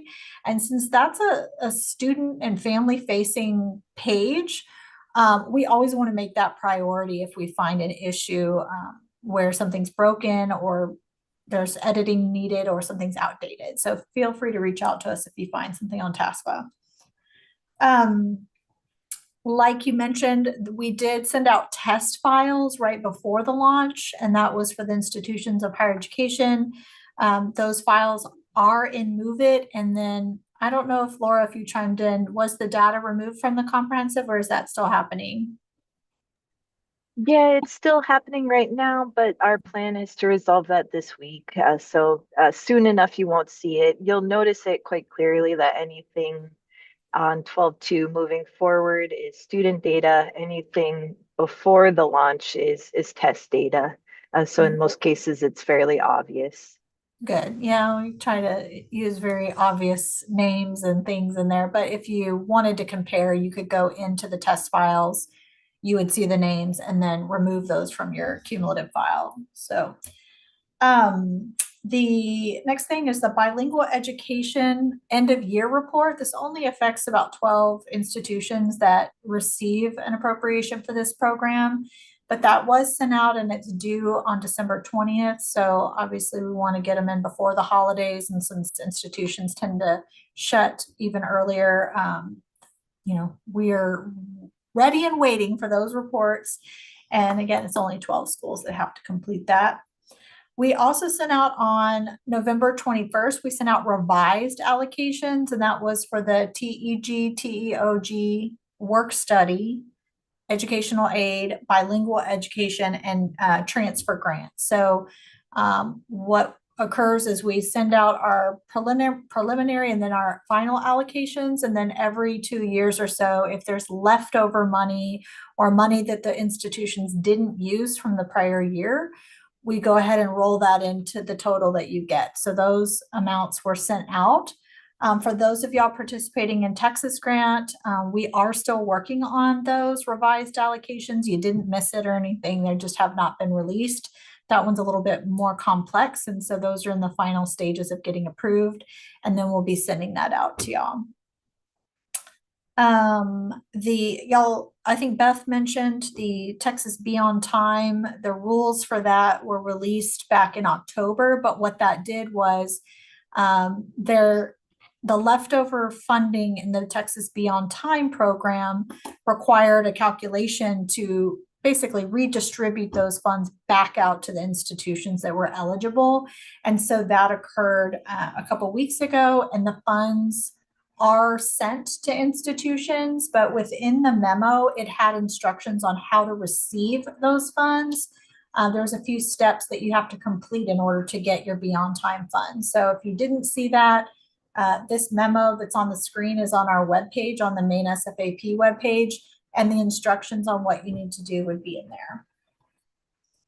Lastly, I think Beth, well, the last thing on this list is Beth mentioned the 100-mile non-resident tuition fact sheet. We did release that based on rules that were recently adopted. This program's been around for many, many years, but through negotiated rulemaking and lots of conversations, there was some major changes to that program. And so that will impact the institutions that offer this. Essentially, any public university or health-related institution within 100 miles of the Texas border and another United States state can offer a reduced rate for out-of-state students. So we have a new process in which we're rolling out to get approval for that. And so the fact sheet just explains a little bit more on what changed and kind of how to understand that program. So more coming on 100 Mile. If you are one of those institutions, we'll be doing training in the new year. The new request for approval is going to be coming out. And so those will be communicated probably in the next month or so. FAD manual, we're in the final stages. I know y'all brought up things like negative SAI and proration, and there's different things that affect FAD's reporting. And so we are in the final stages to make sure that we get all those pieces into the manual before we release it so that we don't have to send out multiple versions. So that is almost done. And then currently for FADs, we have 15 schools left. That's my additional reminder on top of Beth's that we really are eagerly waiting those 15. It does hold up things like allocations, and it does hold up your money. So if you are one of the schools that has not submitted FADs, those schools are placed on a hold, which means that you won't receive any more funding, including your loan programs. So that can really affect your students. So we do want to help in any way. The financial aid services team is very great at looking at the files and helping reconcile and getting those things done. So if you do have any issues or you need some support, please reach out to us, because definitely we don't want to have to hold anything, but we also have to have that data in order to finish up, especially with the legislative session about to start.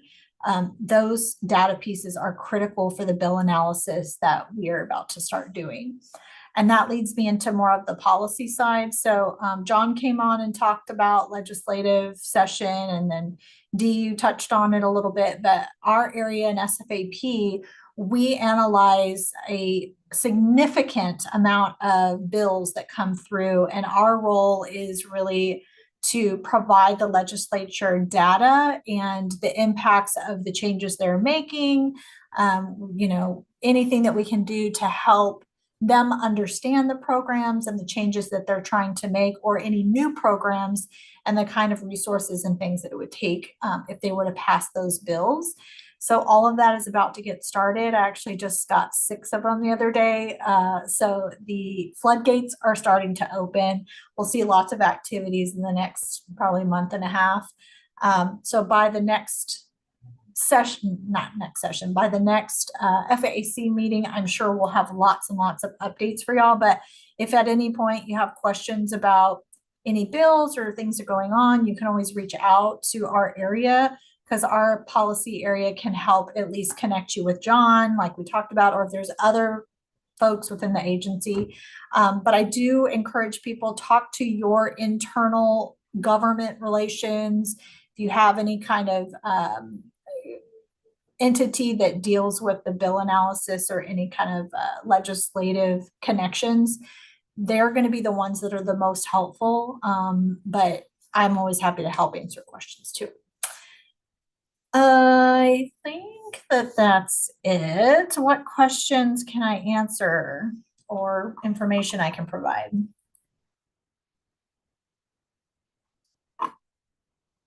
He's just dying to get off today. They're like, we got stuff to do. We need to be done here. All right. Well, that is all I think I have. I'm going to look over my notes one more time, make sure there's nothing else, but we can keep moving. I can always chime in later. Okay. Thank you, Leah, for that update. Next on the agenda is a presentation from Debbie Richmond, Education is Freedom Foundation, on unusual circumstances. Thank you. Did you give me co-host capabilities? I think you can just hit the share button at the bottom. Okay. And then select the screen, and then people will just need to make sure you toggle to Debbie's screen. Whoops. Just a sec.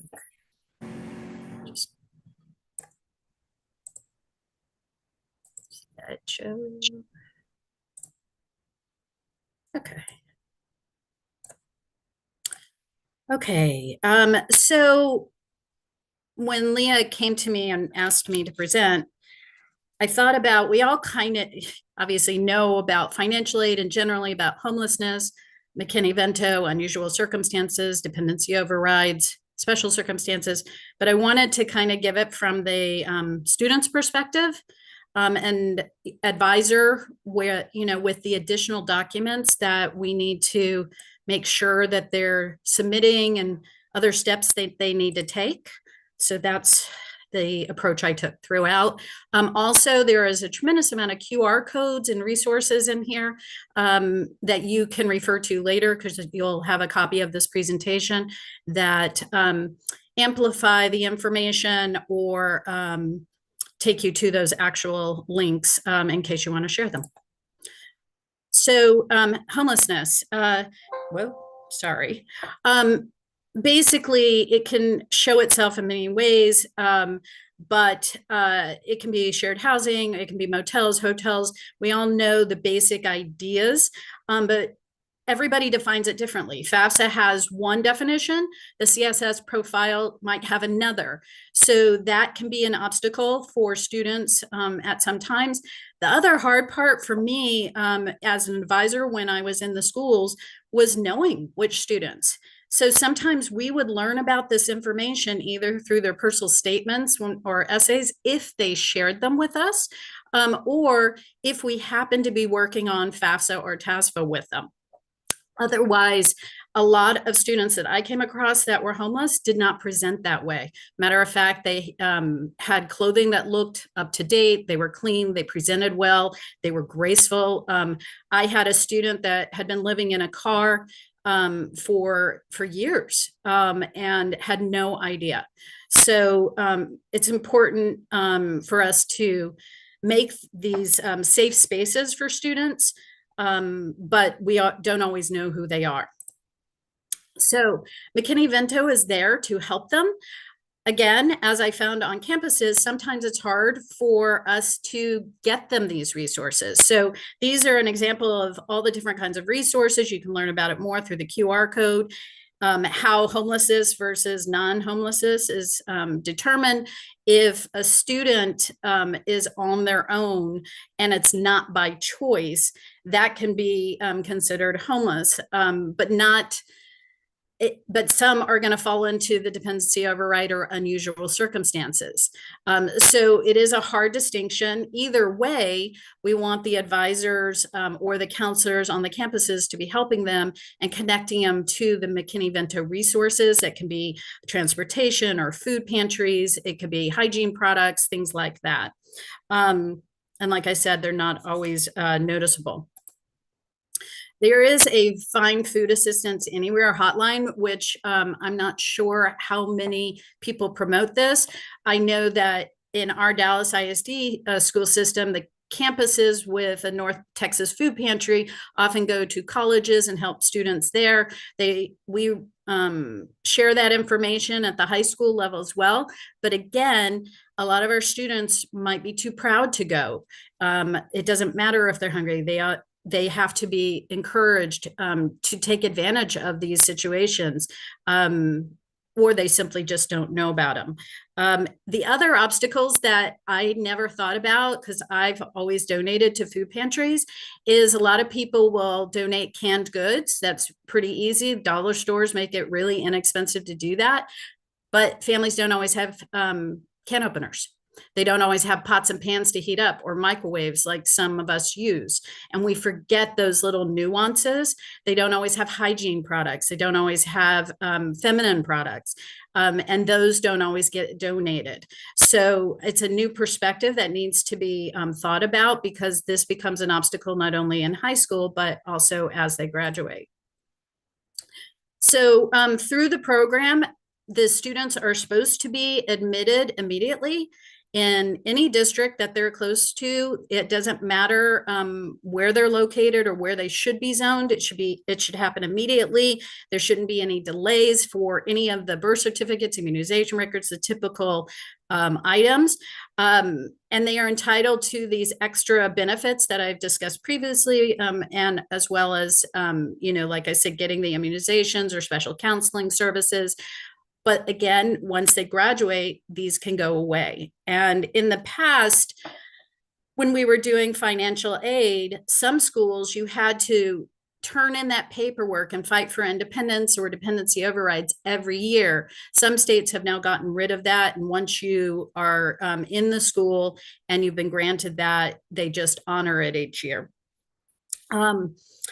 Also, a lot of our documents, whether it's a college application or a financial aid application, ask questions to this, not only to determine independent status or unusual circumstances. The colleges receive this information. They don't always have the resources available as well as they could. So this College Cost Reduction and Access Act, there's more information to the right, but it basically came into place to help students be qualified as independent for the purposes of filing FAFSA. And then they added the additional questions to help with the unusual circumstances and the special circumstances as well. Each student that considers themselves independent then needs to take it further and work with one of these people down below. So they have to determine who their liaison is for homeless education on campus or within the district. Oftentimes in bigger schools, they have that. I don't know how rural schools work and how that is communicated to our students. There could be a trio or Gear Up. There's a director at the Runaway and Homeless Youth Act programs, or it can be a college financial aid administrator. All of them can determine this independent status, but it doesn't always work as smoothly as we'd like.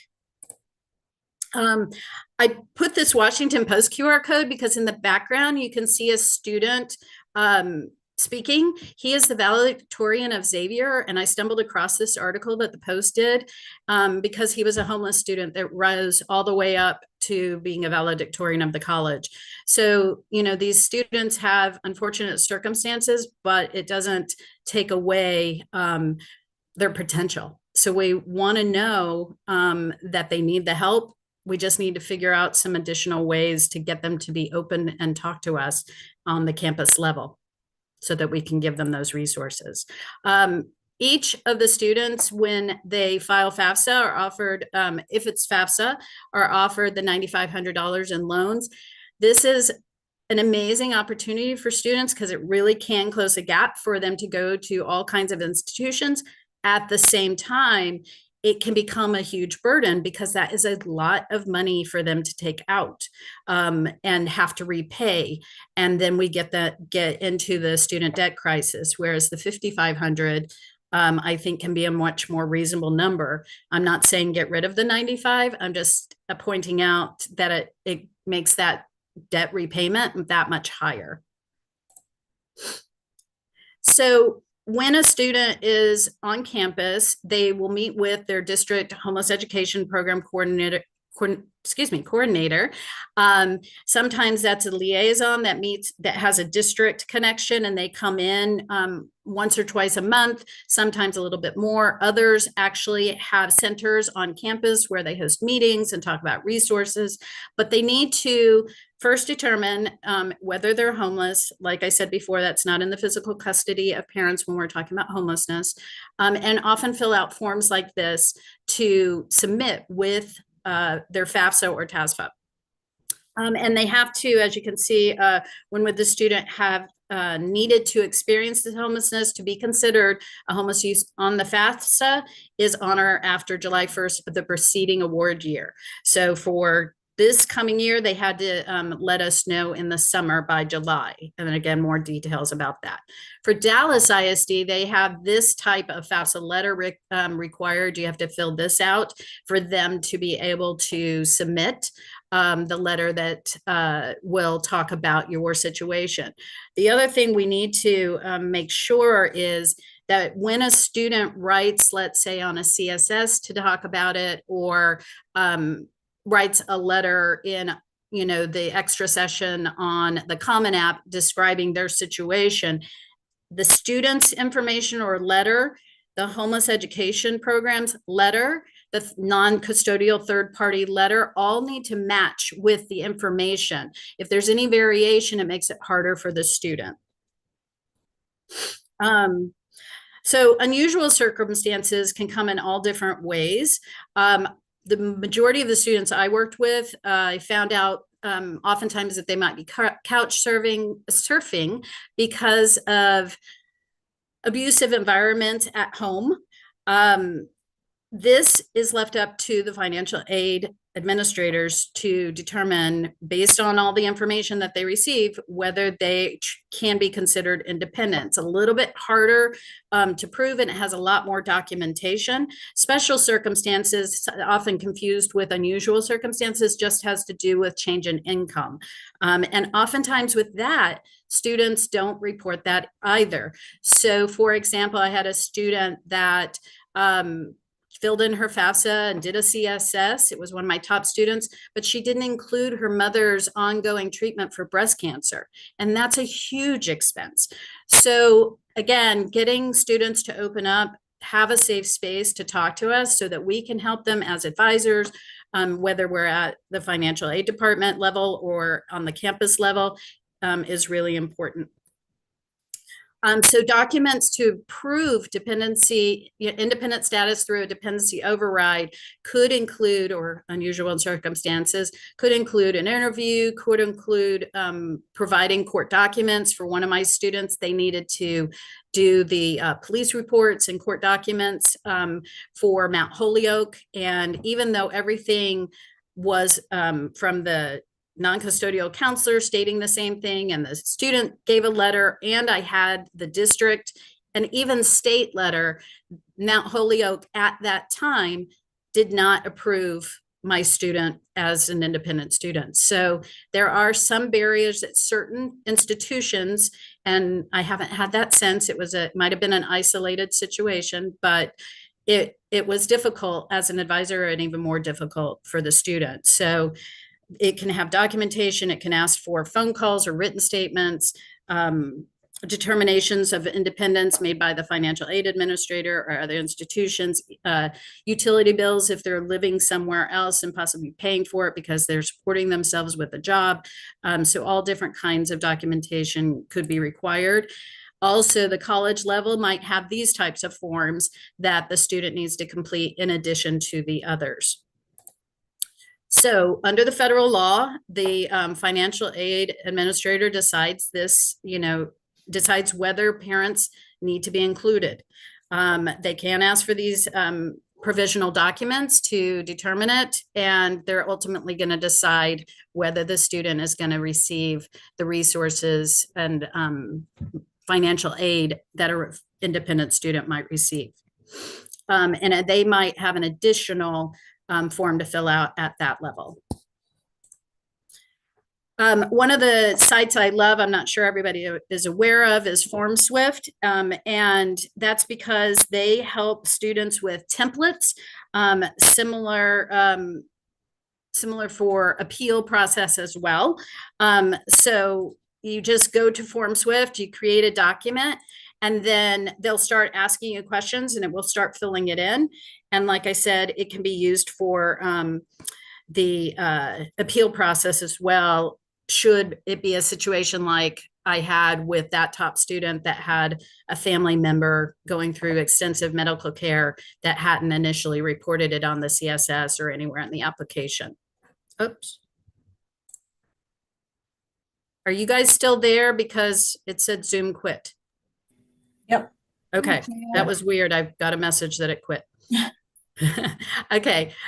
These, like I said, often need a counselor letter, possibly a district letter to back up, and they should all match. CSS profile, like I said before, works a little differently depending on how you answer these questions. And what you mention on the non-custodial parent waiver, they will make their own decision as well, those institutions that that have it. And they will determine if you have to provide the parent information going forward to receive the institutional aid. Some interesting things have affected university admissions, financial aid too. So I don't know if you guys remember back with Varsity Blues, but we had all the celebrities that wore paying to get their students in with certain admissions reps, and then they were sitting for SATs and things like that to get higher scores. And that really affected a lot of our students that genuinely were making the scores or genuinely should have been admitted, even though their low percentage rates. Well, the same thing kind of happened with financial aid in 2019. They started having students emancipate themselves so they could get more aid. I had a student last year that was married off to a family friend, not somebody she was dating or seeing. We advised against that, and that happened anyway. So those kind of things are happening.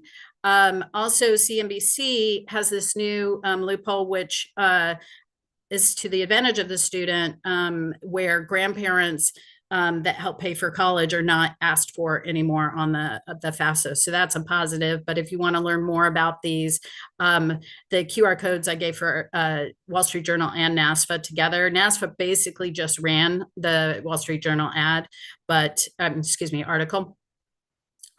But I foresee these still going on, and don't know what's next. So tuition and equity for undocumented students also has some barriers beyond just submitting the TASFA. As we know, we have a lot of undocumented states. We are one of them, I'm very happy to say. In Texas, we can click on there, and students can too, to learn that access and affordability is available, which we all know and we just discussed recently. But workforce entry and eligibility and mobility become an issue there. Not as much, since, as large as our state is, it's not as many hours as to go out of state. But as we talked about earlier, we get this access and in-state tuition, and we talked about that could come into question going forward. But there are stipulations to get that. One of them is this residing in the state for at least 3 years. And we do have undocumented students that come, and they come in as juniors, and then they haven't been there long enough to be able to do that. They have to register into the schools and provide a notarized affidavit. Sometimes they don't know about the affidavit. Sometimes the affidavit, the notaries charge even on a school campus, and because many of these families don't have banks, they can't get the free services. So it's a choice between a meal and getting notary. And then refugees, just in case you didn't know, are eligible for the in-state tuition after establishing residency too. Oh, I apologize, I clicked too fast. But then we talk about other conversations with the students, because we have barriers with getting them to go to college, taking advantage of TASFA, because they're wondering, well, how am I supposed to work once I do get that college education? How am I supposed to get there if I can't get a driver's license? Because DACA hasn't been in place since 2017. So there's a lot more about these situations on these resources. I didn't want to take too much time here since you'll have them, but these are the types of barriers that my students share with us. So in-state, fortunately, we have the TASFA, we offer the in-state tuition. They're considered still for that need-based aid and merit and institutional aid, and we have all these grants available. Interestingly, with the top students, they actually could get a full ride out of state.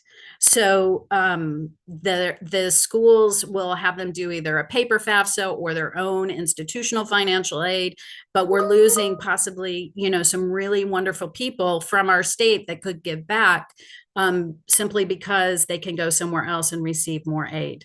Okay.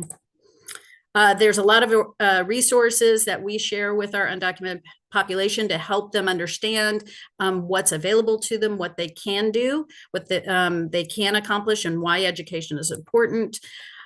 We also have to have all of our students register. Thankfully, through the TASFA committee, we have information that discusses selective service and its importance, since we can't require it by state law. And as we know, it's off of the FAFSA as well.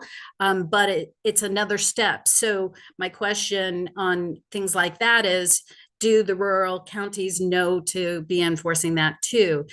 Do the students know there's not really a lot of messaging about how important selective service is. It's not something they have to do to complete the application, but for many institutions, it's something they have to do to receive financial aid.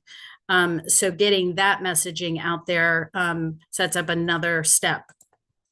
I often share with my families, just because whether they're homeless, undocumented, maybe the dependency override or otherwise, the best merit aid colleges and explaining what that is, best financial aid, the no loan schools, of course, are my favorite, and the 4-year public colleges offering free tuition just to help them. The free tuition, especially going up to $100,000 through the UT system, and now I heard earlier is going to be considered for all of Texas possibly, is wonderful. But what that means is you can go to a 4-year institution in your area, because that won't be enough if it's only for tuition to actually live there, unless you have family members that will allow you to stay. So while UT Systems announcement was fabulous because it helps families that couldn't necessarily get the Pell Grant afford it, we still have that barrier for housing and food. I love these other programs that I also share with these students, along with my entire population, are companies that help pay for tuition too.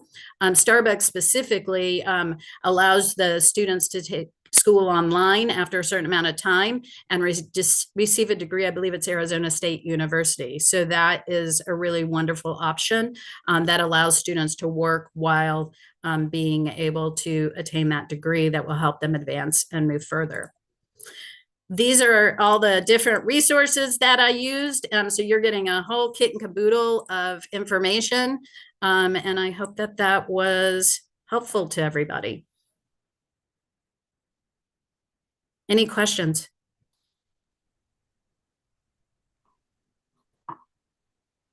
It's got to be one question. Debbie, I would just like to say thank you so much for sharing those resources. I would definitely love to connect with you later. We have advisors who are serving throughout all of Tarrant County, and this is a question that always comes up. And as things are changing, obviously there's different resources that come in and out, but I would definitely love to connect. But thank you for sharing. Absolutely. And I know that TCU helps our students at least with 8 full rides. So Yes. we are very happy. And I have some other funny stories to talk to you about. So I'll put my email in the chat. Thank you.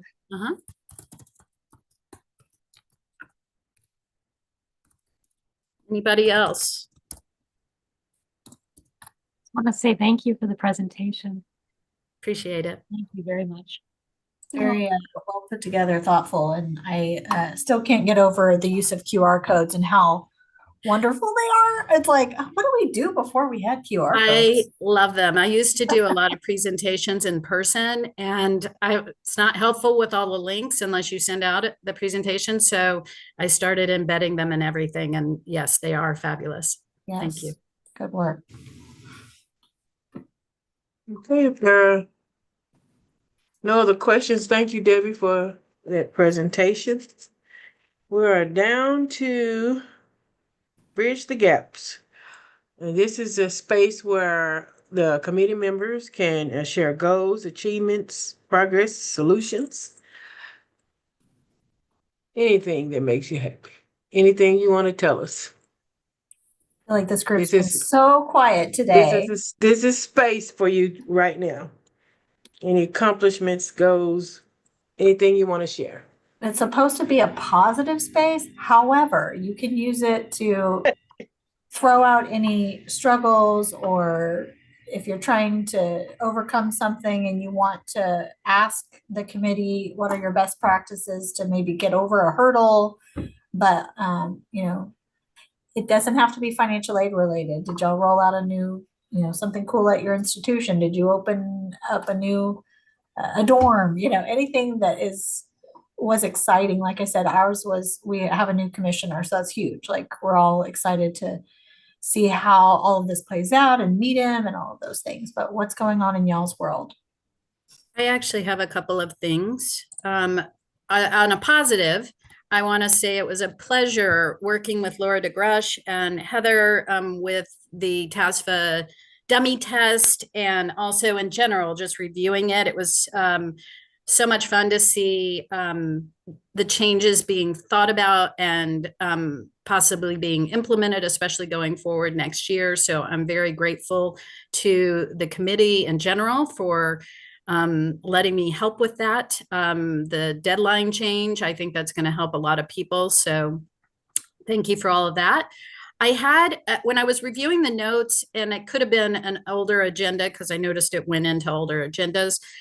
I had a question, and I don't know that this has ever been discussed, but it's been a problem on campus, the campuses I work with. So the campuses I work with are magnet typically, or what's called a specialty school.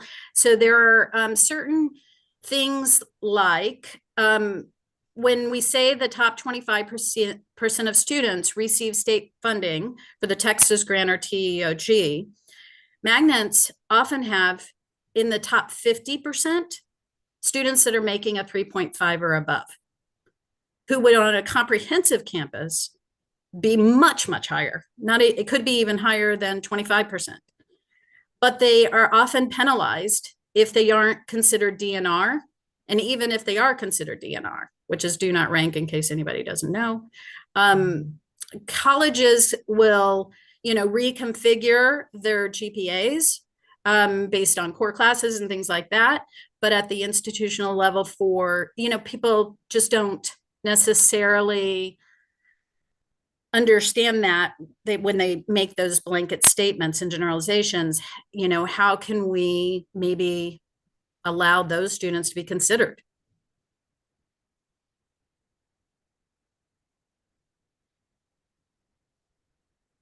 The other question, just so I can put it out there, is, and this is a FAFSA question, some of our undocumented parents do not have any Social Security number identifiers.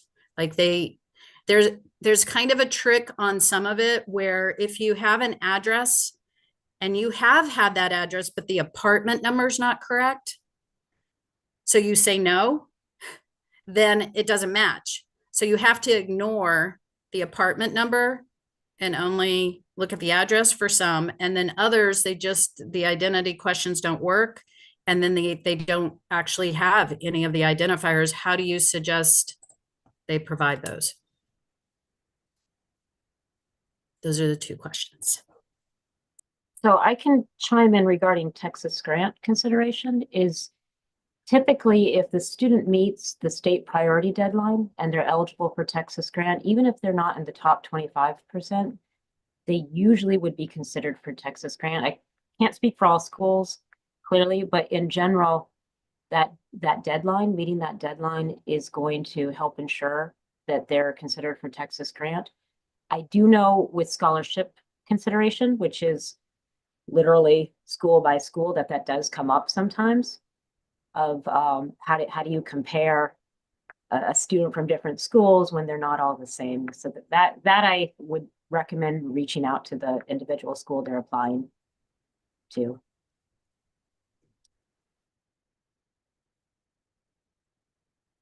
Thank you.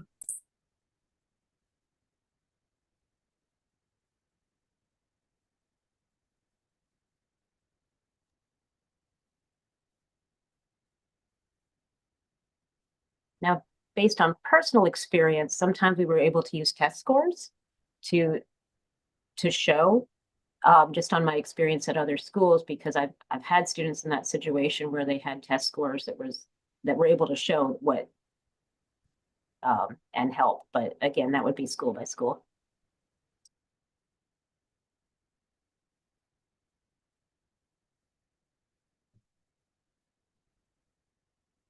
Did anyone have any comments on her second question regarding the no identifiers for those with no Social Security numbers? I haven't come across that, so I didn't have a response. Debbie, I have a clarification question on that. Are you talking about when they're creating their FSA ID and they identify with that they're creating it without a social? Yes. When it prompts for the additional questions?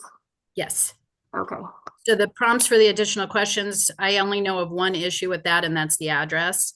That if there's an apartment number that is inaccurate, and the parent doesn't select it, then then it can be against them. So the parent has to ignore whatever apartment number is there if it's not correct, if the address is correct. So that's one obstacle. And the other is that I've had a parent in the past, we've had them amongst my population of advisors where they just don't match any of the suggested identifiers for verification on the FSA ID. So are they completing the attestation form after that then if they don't identify? Okay. Because that's what we're doing. We've had really great luck right now. Maybe I have just been fortunate that the undocumented families I've worked with that they've all matched. But I know we were doing a lot of those attestation forms before this 25-26 cycle. So. Yeah. Yeah, it was the identifiers on the attestation form. Thank you for asking me to clarify. Yeah, our understanding is last year they took off additional checking. I think it was April 30th. And this year they don't have it on. So they went live with that update that they made April 30th. That was just such a game changer. They have it like that right now. So yeah, where we can manually enter it. Yes, I meant, but at some point the FSA ID does have to be verified. And so that's where there's, we can submit, but it does need to be verified at some point is my understanding. It just doesn't prevent them from submitting the FAFSA. But like I said, some families don't have any of the ones on the attestation form to submit. So how do they become verified if they're in that situation? Food for thought.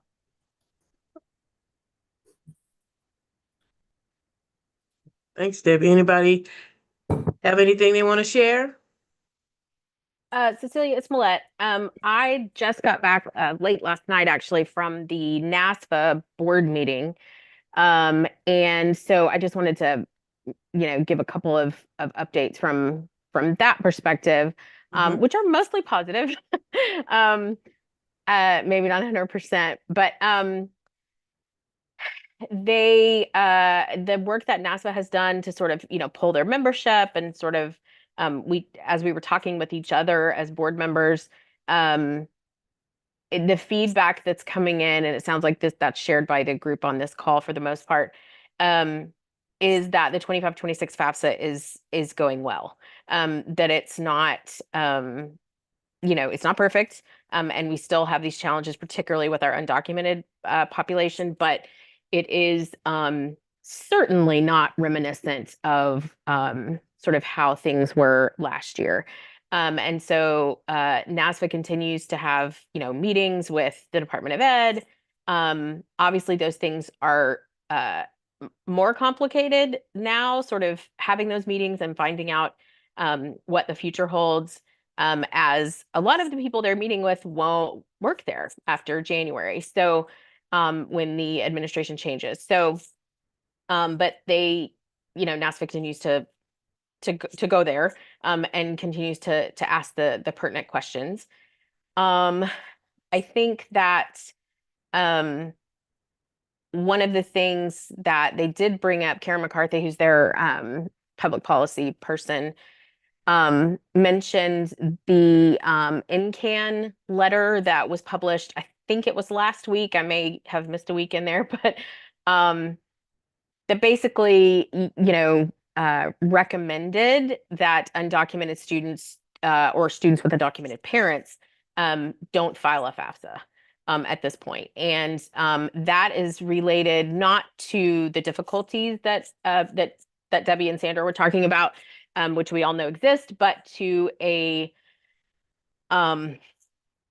fear of the information about those individuals being shared with law enforcement or immigration. And so, NASFA does not support that particular position, that these students should not file a FAFSA in a general way.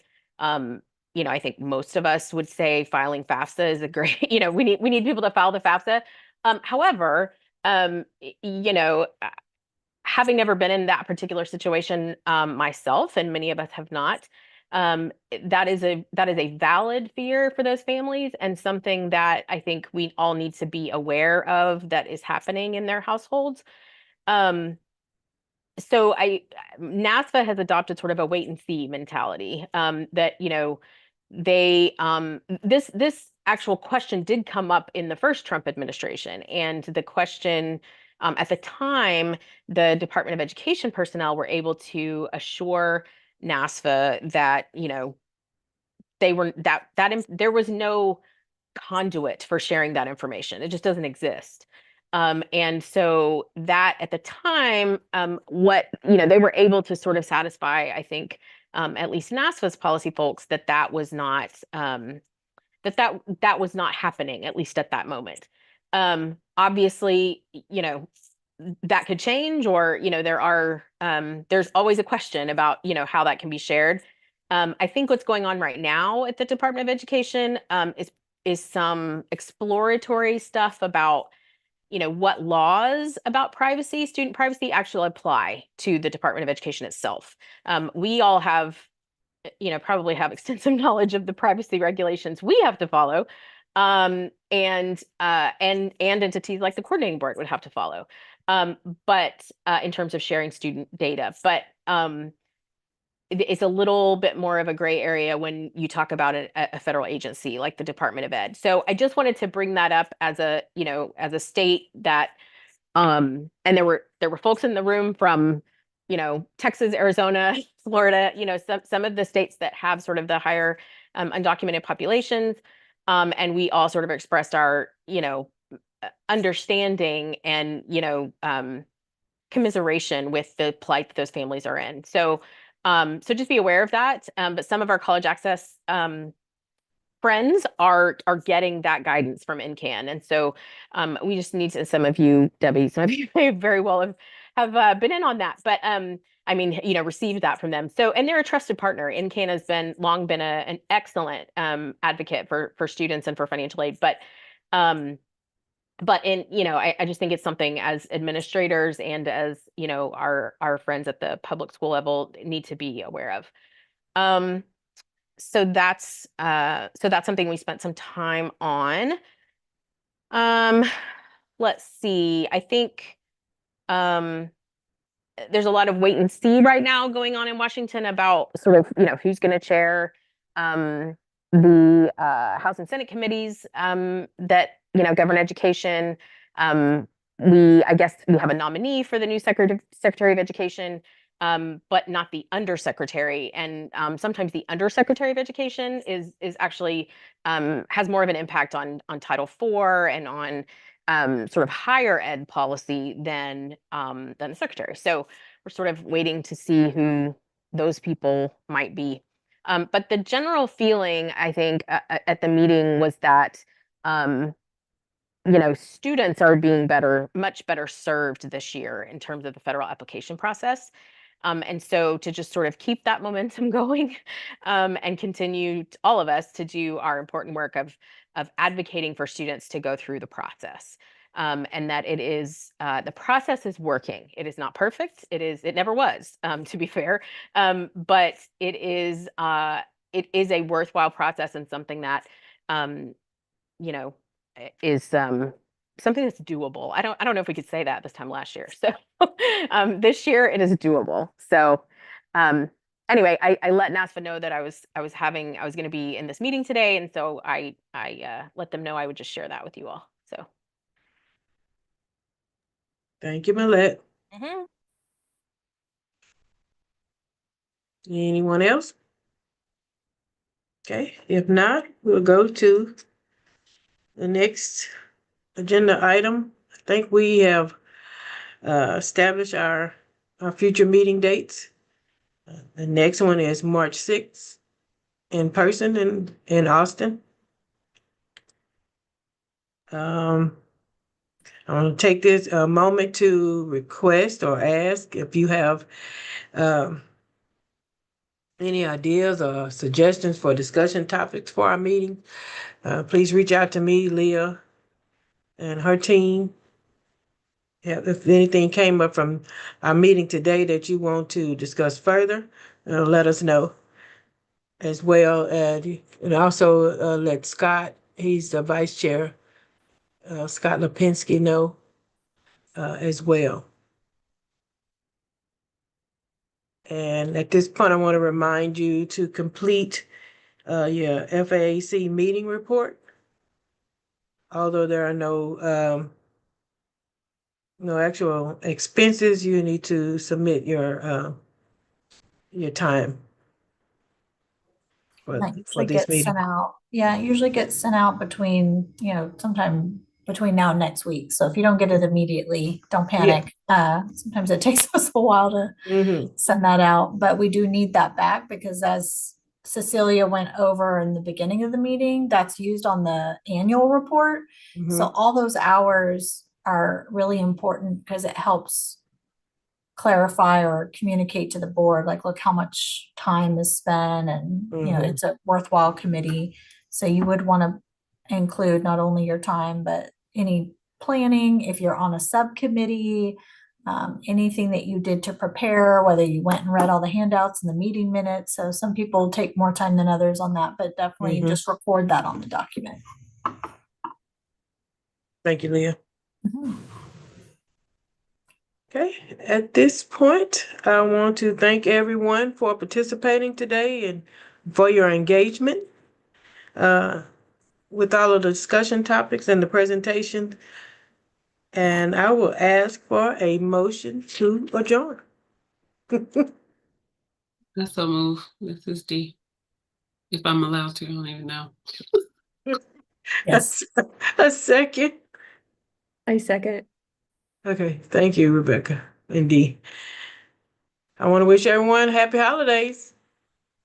Happy holidays, everyone. Thank you. Thank you, Cecilia. You're welcome. I'll next see you all. year. All right. Bye. See you at the Bye. next meeting. See you next Bye. year. Bye. Bye. Y'all take care. Thank you. Bye.